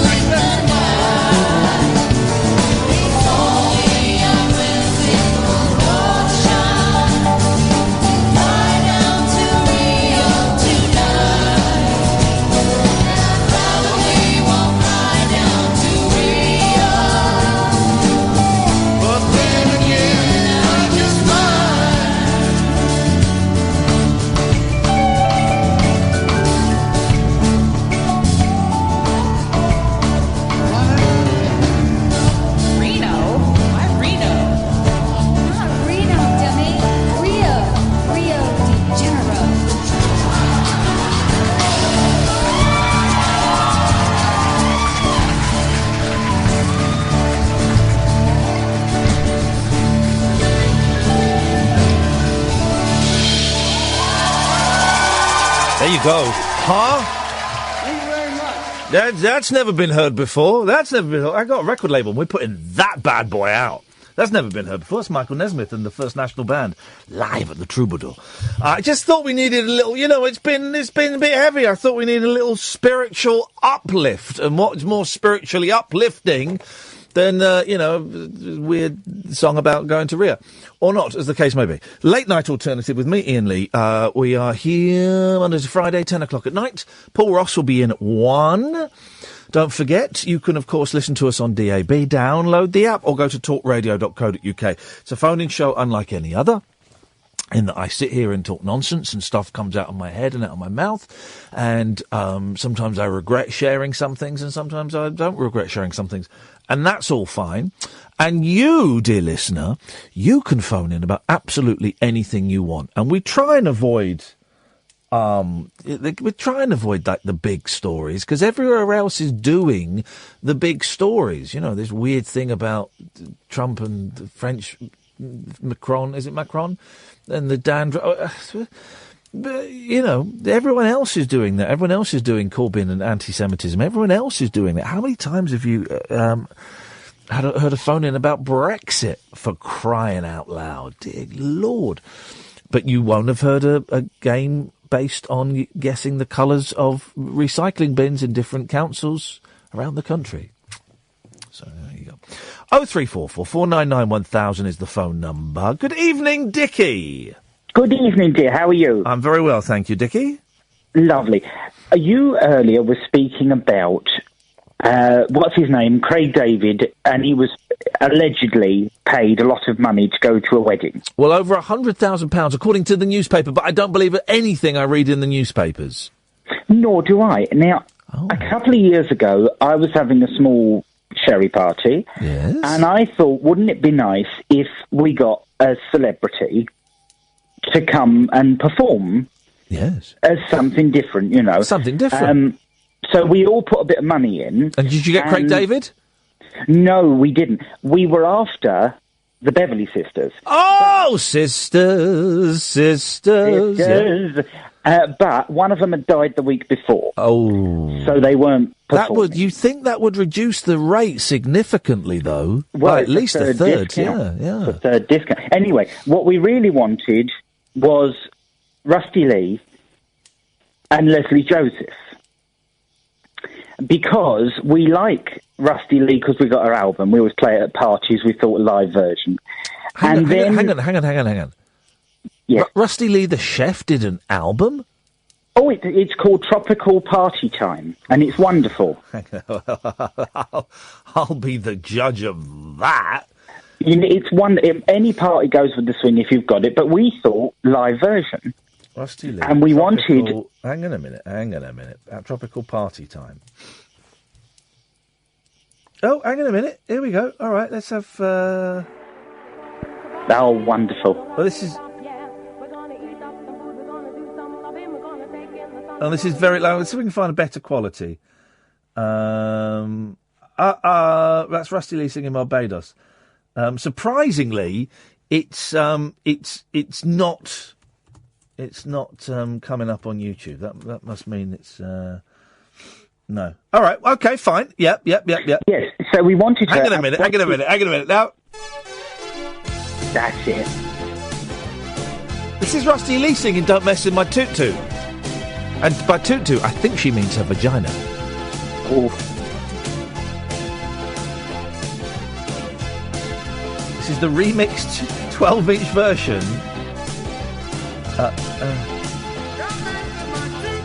Yeah! I know you have another woman. This is all right.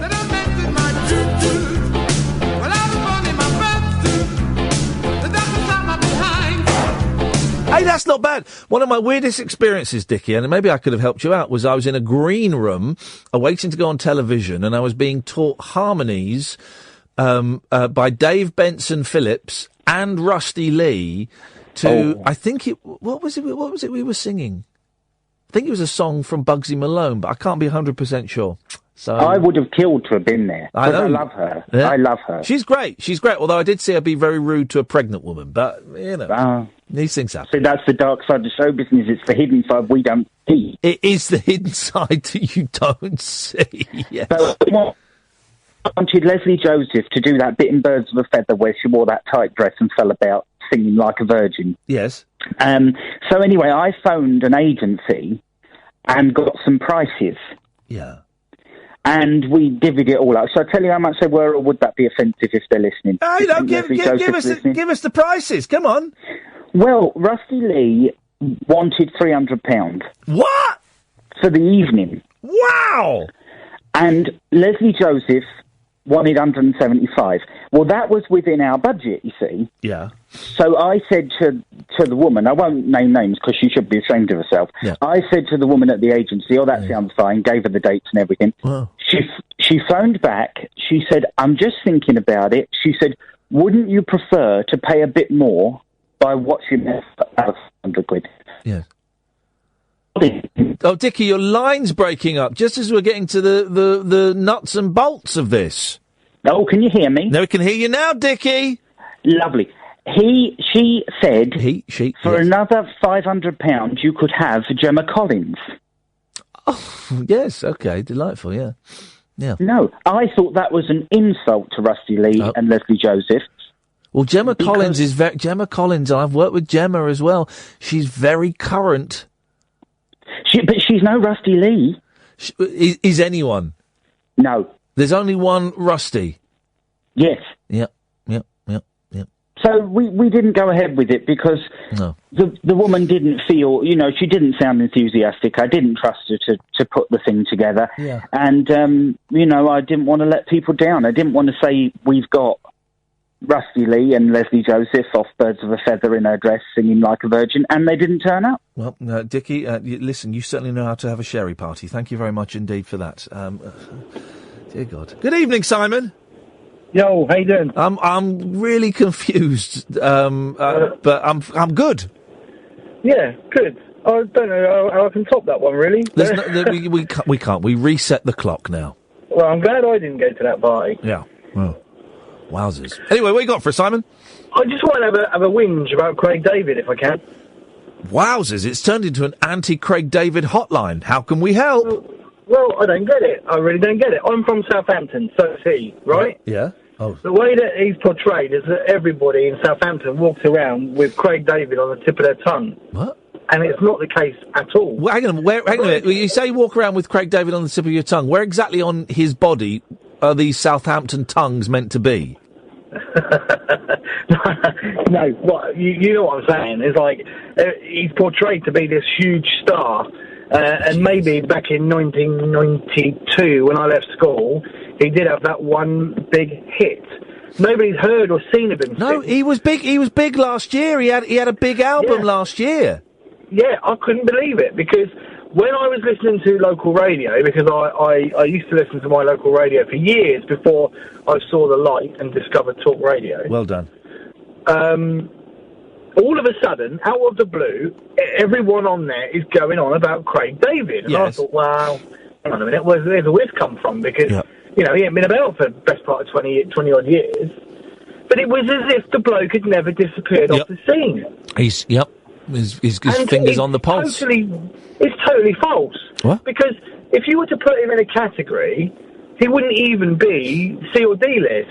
Wow. That's harsh. And so I've got to say to Craig David, if he happens to be listening, how dare you charge that amount of money for your presence? But I would happily pay £100,000 to have Lee Francis's version of Craig David at my wedding. Here's what I'm getting from you, Simon.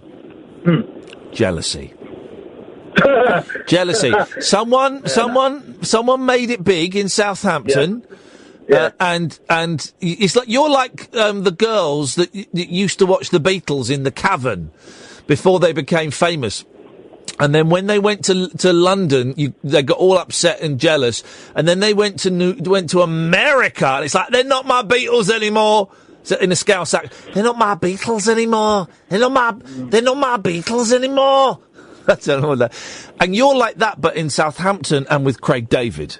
No, it's my hometown. I'm not born and bred here. It don't mean anything to me. Just like the football team. You've phoned up to complain about how Southampton and Craig David's relationship is portrayed. I suggest it does mean something to you, sir. Well, I'm sorry, mate. I can't. I just feel very strongly about it. It's If you had to punch Craig David, what part of his body would you punch him in? Right in the teeth. Thanks very much indeed. We don't condone any violence against R&B stars, but it's good to know. Craig, maybe you should get some sort of protection around the mouth area. Stephen. Hello. Hello, Stephen. Hello. What are you going to do at the end of your shift? Just go to bed? Well, I'll go home first. It just seems like I've been listening. I listen to you a lot, mate, and it just seems people wind you up, and it just feels like you bite into it. What are you going to do at the end of your shift? Go to bed? I'm probably going to drive home, stop off and get a light snack at the petrol station. Then go home. I have no idea where you work. I spoke to you before, bruv. You were both from Slough, and it just winds me up that you bite into all this shall I nonsense. tell you how I will relieve the tension? Going to Britwell? Well, no, I won't be going to. Shall I tell you how I will relieve the tension? How I relieve the tension after the show when I get home? Tell me. I knock one out. Okay. And then the tension, sounds like fun. The tension escapes from my body, and I relax, and chemicals are fired off in my brain, and I fall asleep with a smile on my face. Yeah, that's how it's done. I've been listening to you for a while now. Yeah. And everyone seems to just wind you up, and you seem to buy into it. Is that the story? Is it you just buy into their nonsense, or what? Are you saying bite into or buy into? Bite. You Bite into. all the time. Is that the story? You just bite into their nonsense? Because most of the time they're talking shit. All right, that's a yellow card. You can't give me a red card. They're talking shit, mate. Okay, most of the time. Okay, right. We came from Britwell. Stephen. Just watch your language. There's two of those I'll let you get away with. Let's not have any more, because we're having a nice conversation. I know the Britwell estate. You know they're talking nonsense, right? There we go. That's better. That fella was talking nonsense. Proper. I won't swear again, but they're talking nonsense. Now you were about to mock his posh voice. No, I ain't even on that. I was just listening to your whole. Then they jump. You're listening to my whole? I was listening. I've been listening to you for weeks. Yeah. I did. But a lot of people, I'm probably doing it myself, but I don't understand why they talk nonsense. Right. Right, they talk nonsense. You know, can I refer you back? You know when you just said, I'm probably doing it myself? Yeah. You are. Yeah. Yeah. But that's fine. But what's wrong with talking nonsense? What's wrong with talking nonsense? Oh, there's nothing wrong with it. But as long as you know you're talking nonsense, as long as I know I'm talking nonsense. But you don't. You had to have it. You had to have it highlighted that you were talking nonsense. Pardon? Yeah, you had to have it highlighted that you were talking nonsense. No, I'm talking nonsense. Once I pointed it out. I know what nonsense is. I bet you do. Some of your callers actually don't know what they're doing. And you do? No, I haven't got a clue, mate. Exactly. Do you see? You've become one of them. Oh, shit, I'm never going to ring you again then. Thanks very much for calling, Stephen. 03444991000. Did I do the quarter past break? I didn't do it. Do you know what? As we were talking to the last caller, I was thinking, did I do the... Yeah, I did do it, because I remember I was looking down. But we didn't do it. Wow, this is outrageous behaviour. Let's do it. Experience the unconventional. Evening, boss. The unpredictable. What's happening? And the completely unorthodox. Exactly. With rule-free Iain Lee. The Late Night Alternative with Iain Lee. I've got no internet for the last 4 days. On Talk Radio. 03444991000. Just another 30 minutes or so before Paul Ross comes in and does his thing. Rescuers had to use steel cutters to remove a man's penis ring.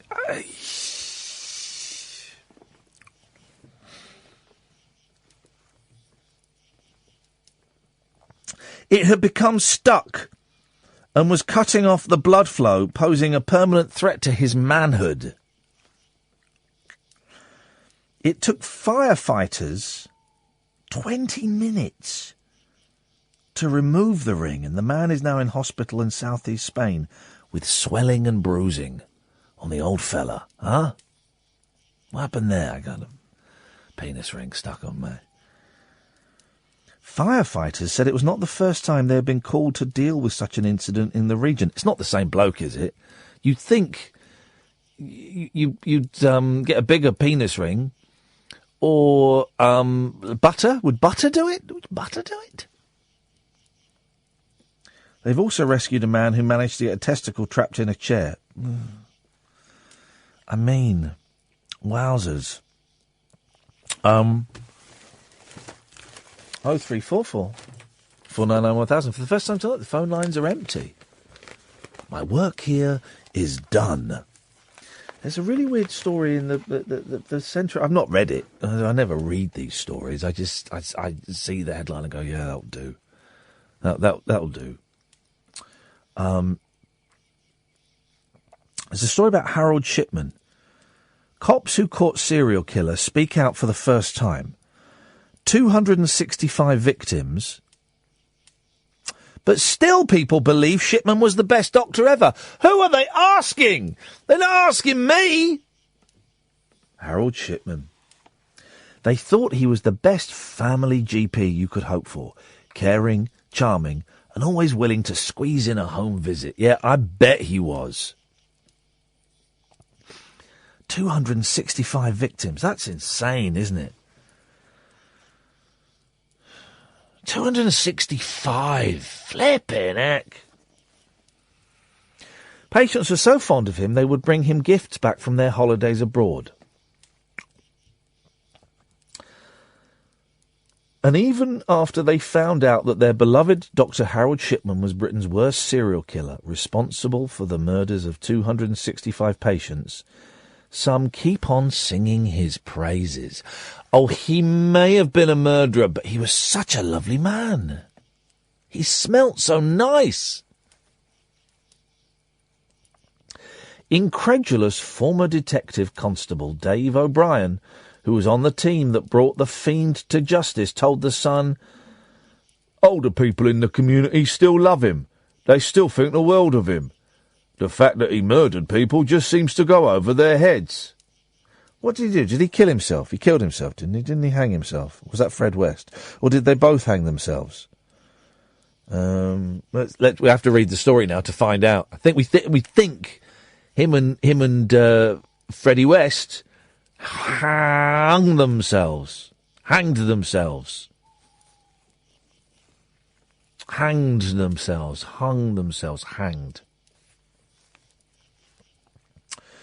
By the time he started killing in West Yorkshire in March 1975, Shipman already had a raging drug addiction. The Sun can reveal he was sometimes so desperate for a high he would inject his penis with a form of heroin. Okay.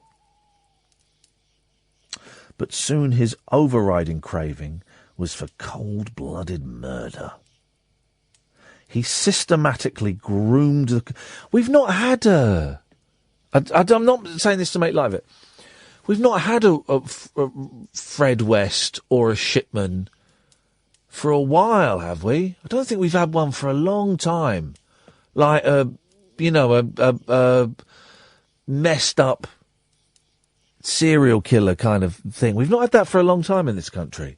Means we're probably due one. He systematically groomed the community, winning its trust to get away with killing his prey, often elderly and vulnerable patients with lethal injections. Now, 20 years since his arrest, the police who brought down Dr. Death have spoken out for the first time. In a new ITV documentary screening on Thursday, Dave O'Brien, now 77, recalls, "I'd never worked on anything like that case in my life. I'd worked on lots and lots of murders, but nothing like Shipman had ever happened. It was massive." People in the community didn't believe it. They thought we'd got it all wrong and that there would be an explanation somewhere along the line. They thought the world of him, that he was God's gift. He obviously believed he was invincible. He was an arrogant bastard, without a doubt. All right, mate, what's your language?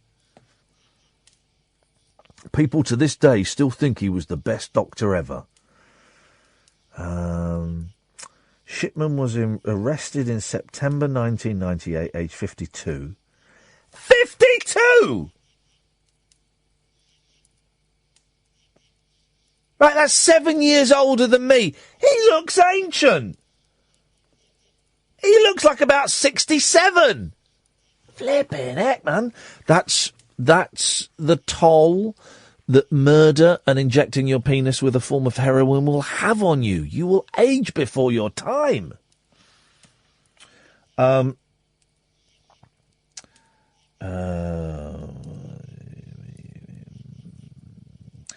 January 2000, he was convicted of the murder of 15 elderly patients and sentenced to 15 life sentences. A public inquiry launched a year later found the former family doctor had really killed up to 265 patients over 23 years. In January 2004, aged 57, Shipman hanged himself in prison. Wowzers. Wowzers.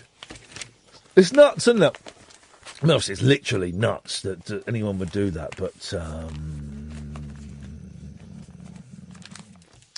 you do wonder, don't you? But there's got to be one brewing.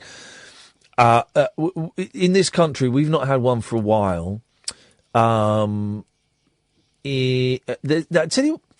you what, we've not really had in this country. Because dear listener, I'm not obsessed. Obsessed paints a horrific image of myself. I have a morbid fascination with Fritzl, with Joseph Fritzl, who I was reading last week has dementia. But I'm really, again, I'm not into, that sounds wrong, but I just find the whole Fritzl thing fascinating, and I find the abductions of people for years at a time fascinating. And there's Fritzl, and there was Natasha Kampusch, and there were the 3 women in America, 3 or 4 women in America that were held for a decade. But we don't really get those over here. There was kind of one, wasn't there? The woman whose dad was a Maoist cult leader in, I'm going to say East London, but I need to clip my neck. Hang on. Oh, where is it? Oh, it's gone. There it is. There it was. It was in there somewhere. The Maoist cult leader in East London, and his daughter escaped, and it was all a bit of like a sex thing going on. But that's the closest we've come. We tend not to get them in this country, which is probably a good thing. Oh, flipping it! Right. By the way, so there's a royal baby. And man alive, the Sun and the Daily Mail are really vying to see who can get their tongue up the royal posterior the furthest. The front page of the Sun. Cry for Mummy, England and St George. It's a souvenir edition, it says on the front page. So keep it, because it will be worth literally nothing in 50 years' time. So the Sun, right? Royal baby. Most dull, boring, pointless, stupid story. And I quite like the royal family, right? I'm not one of these, let's get rid of the royal family, because I quite like them, right? But this baby, I mean, flipping it, they've got 2 already, right? So the Sun, page 1. Page 2 and 3. Page 4 and 5. He ain't heavy. He's my brother. Page 6 and 7. Call him Arthur, says our Arthur. The Sun's royal photographer, Arthur Edwards, said he hoped the new prince would share his name. Page 8 and 9. Page 11. Then they stop. Right. Got to page 11. That's not royal baby coverage, says the Daily Mail. Page 1, his first royal wave. Shut up! Is this a souvenir edition? 16-page souvenir pullout. Page 2 and 3. Page 4 and 5. Page 6 and 7. Page 8 and 9. Page 10 and 11. Page 13. Page 14 and 15. Page 16 and 17. Page 18 and 19. 19. It's outrageous. Who cares? Who flipping cares about a flipping baby? 03444991000. This is Talk Radio. Set free your mind. Let your fancy take flight. Conversation gets curiouser by the glow of moonlight. The Late Night Alternative with Iain Lee on Talk Radio. 03444991000 is the phone number. Here until 1 o'clock. Then Paul Ross takes over and does his thing through the night, and it's always worth a listen. Let's go to Deji. Good evening, Deji. Good evening, Ian. Good evening. How are you doing today? I'm very, very well, thank you, man. What you got for us? Where is Catherine? What have you done to her? Catherine went to a funeral today, so she's I guess the old-fashioned term is she's in mourning. Oh, yeah. I thought it was because of what I said yesterday. What did you say? What did you say yesterday? Well, I'd say she had a... Don't cut me off, because she did yesterday.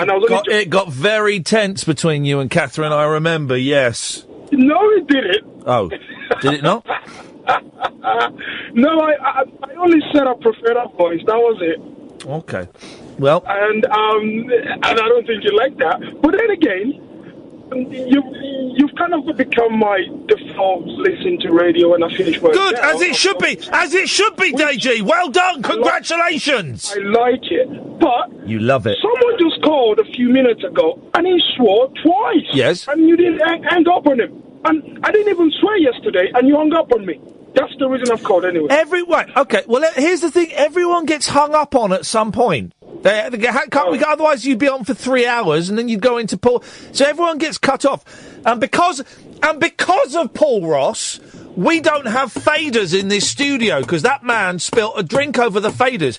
So I can't do what a polite radio host would do and fade you down so you think you're still on air. And I go, well, thanks for the call, Deja, and then cut you off. So I've got to kind of do it in a sort of slightly abrupt way. And I don't remember what you said yesterday, but you must have said something that warranted you being cut off. No, it wasn't even personal. I just thought I brought it up because I heard someone swear twice and got away with it. But yesterday we were just having a laugh, and I think you had run short of time. Yes. I think that was what it was, really. And you had to go. No, I think it's just because I wanted to cut you off. There we go. 03444991000. Yeah, it's Paul Ross's fault, you know. So do phone up at 1 o'clock and harangue him. There's not enough haranguing going on. Isn't it funny? Look, I stopped the YouTube stream just because I felt like stopping the YouTube stream. I wondered, because there were not many calls. I thought, well, I wonder if I stop the YouTube stream, maybe the people that are chatting in the YouTube room might phone. One of them might pick up the phone. But no, they're still just there chatting, even though the transmission has ended. Isn't that weird? Aren't people weird? I do think that if you had a set of scales And on one side of the scales, you put all the good that the internet does. And then on the other side of the scales, you put all the bad that the internet does. I do think that the bad side would outweigh the good side. I really do. I really do. And I wish I had the power to eradicate Twitter out of my life and get rid of it. And I don't, because I'm weak and I'm addicted, and there's not really a lot I can do. Royal baby, huh? Royal baby. Whatever next. So I'm a bit sniffy at the moment. I do apologise. I can only apologise for that. And we make of it what we will. That's a boring story. They're all quite boring stories. I don't want to fancy doing that. I don't fancy doing that.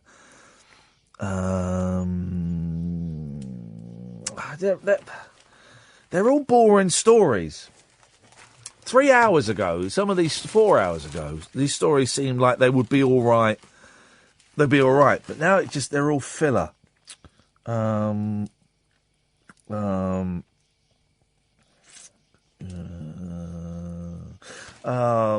don't really want to talk about Dave Stewart being abused in the Scouts now. I don't know. There's nothing. I've got nothing to talk about. So I tell you what we'll do. We'll sit here and we'll just enjoy the nighttime sounds. And if anybody wants to call up, we will take calls straight to air for the next 10 minutes. And I'll just be quiet.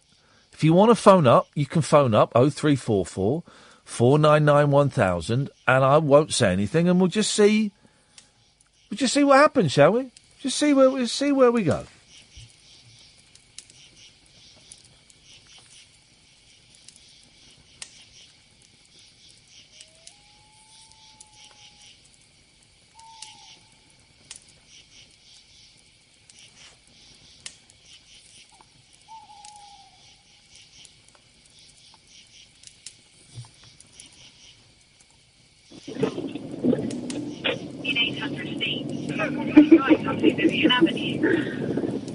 Hello?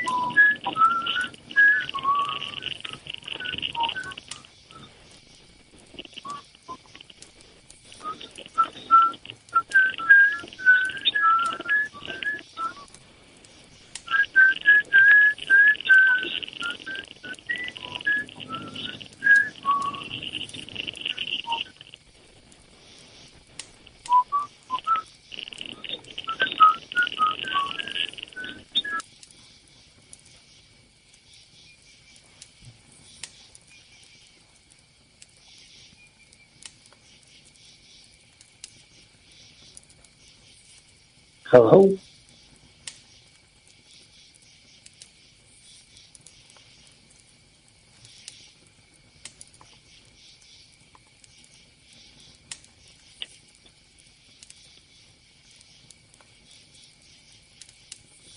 Hello?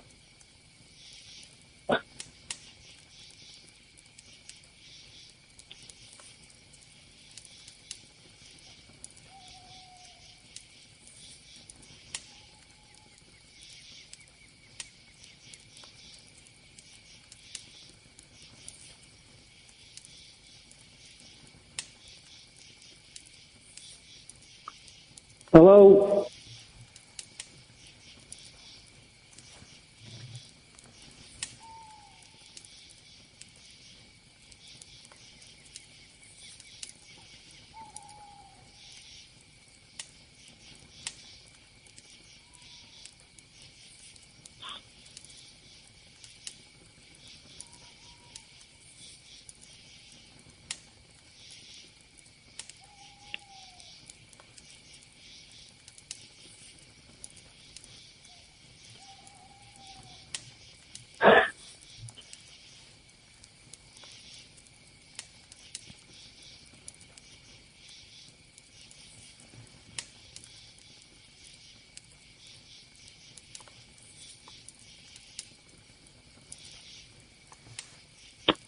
Hello?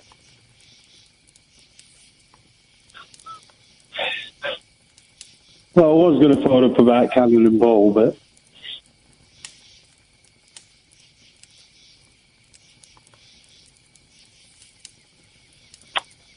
That's disappointing.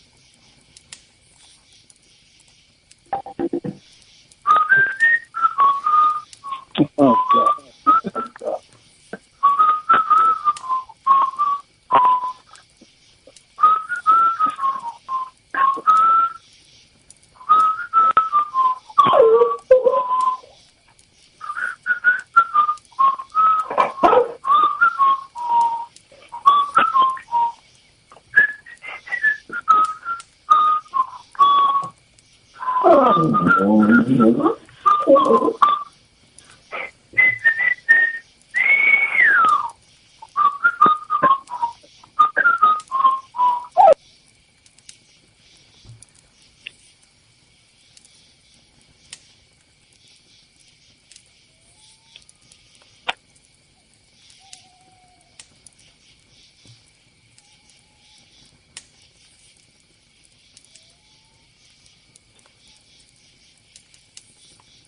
Hello?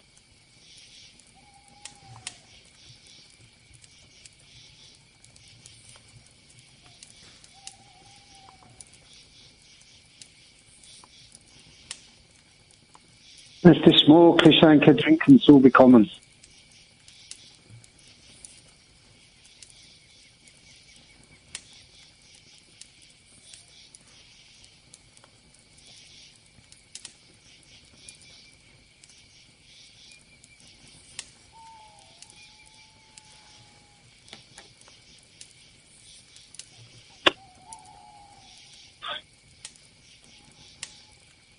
Eins, zwei, drei, vier, fünf, sechs, sieben, acht, neun, 10, 11, 12.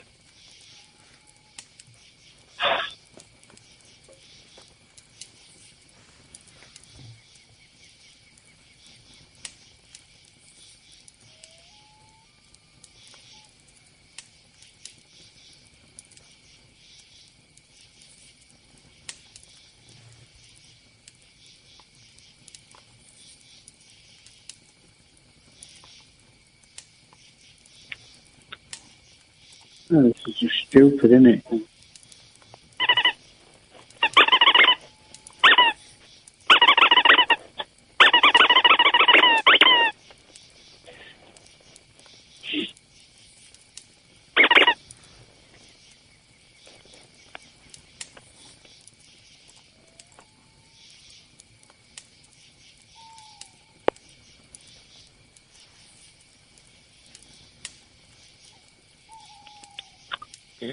Nothing. Yeah, well, chuck it.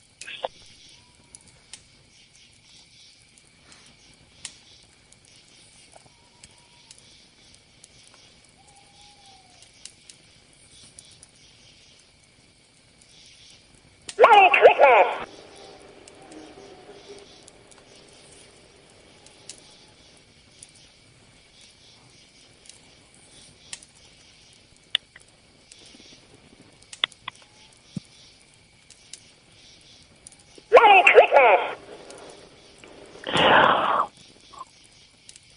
something to discuss.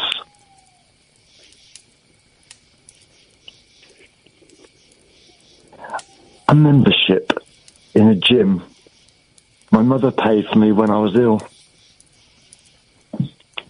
And now, I couldn't go back to the membership because the guy in there was pushing me to do something, personal training, and I need some advice. I need to know what I can do to get that membership back again. Anyway, my name is Dreamweaver. I love your show very, very much. It's helped me tremendously over the past 3 months. Thank you very much. I may speak to you again. My name is Dreamweaver. Bye for now. Yeah, and can you put the YouTube show back on, please? Thank you, bye.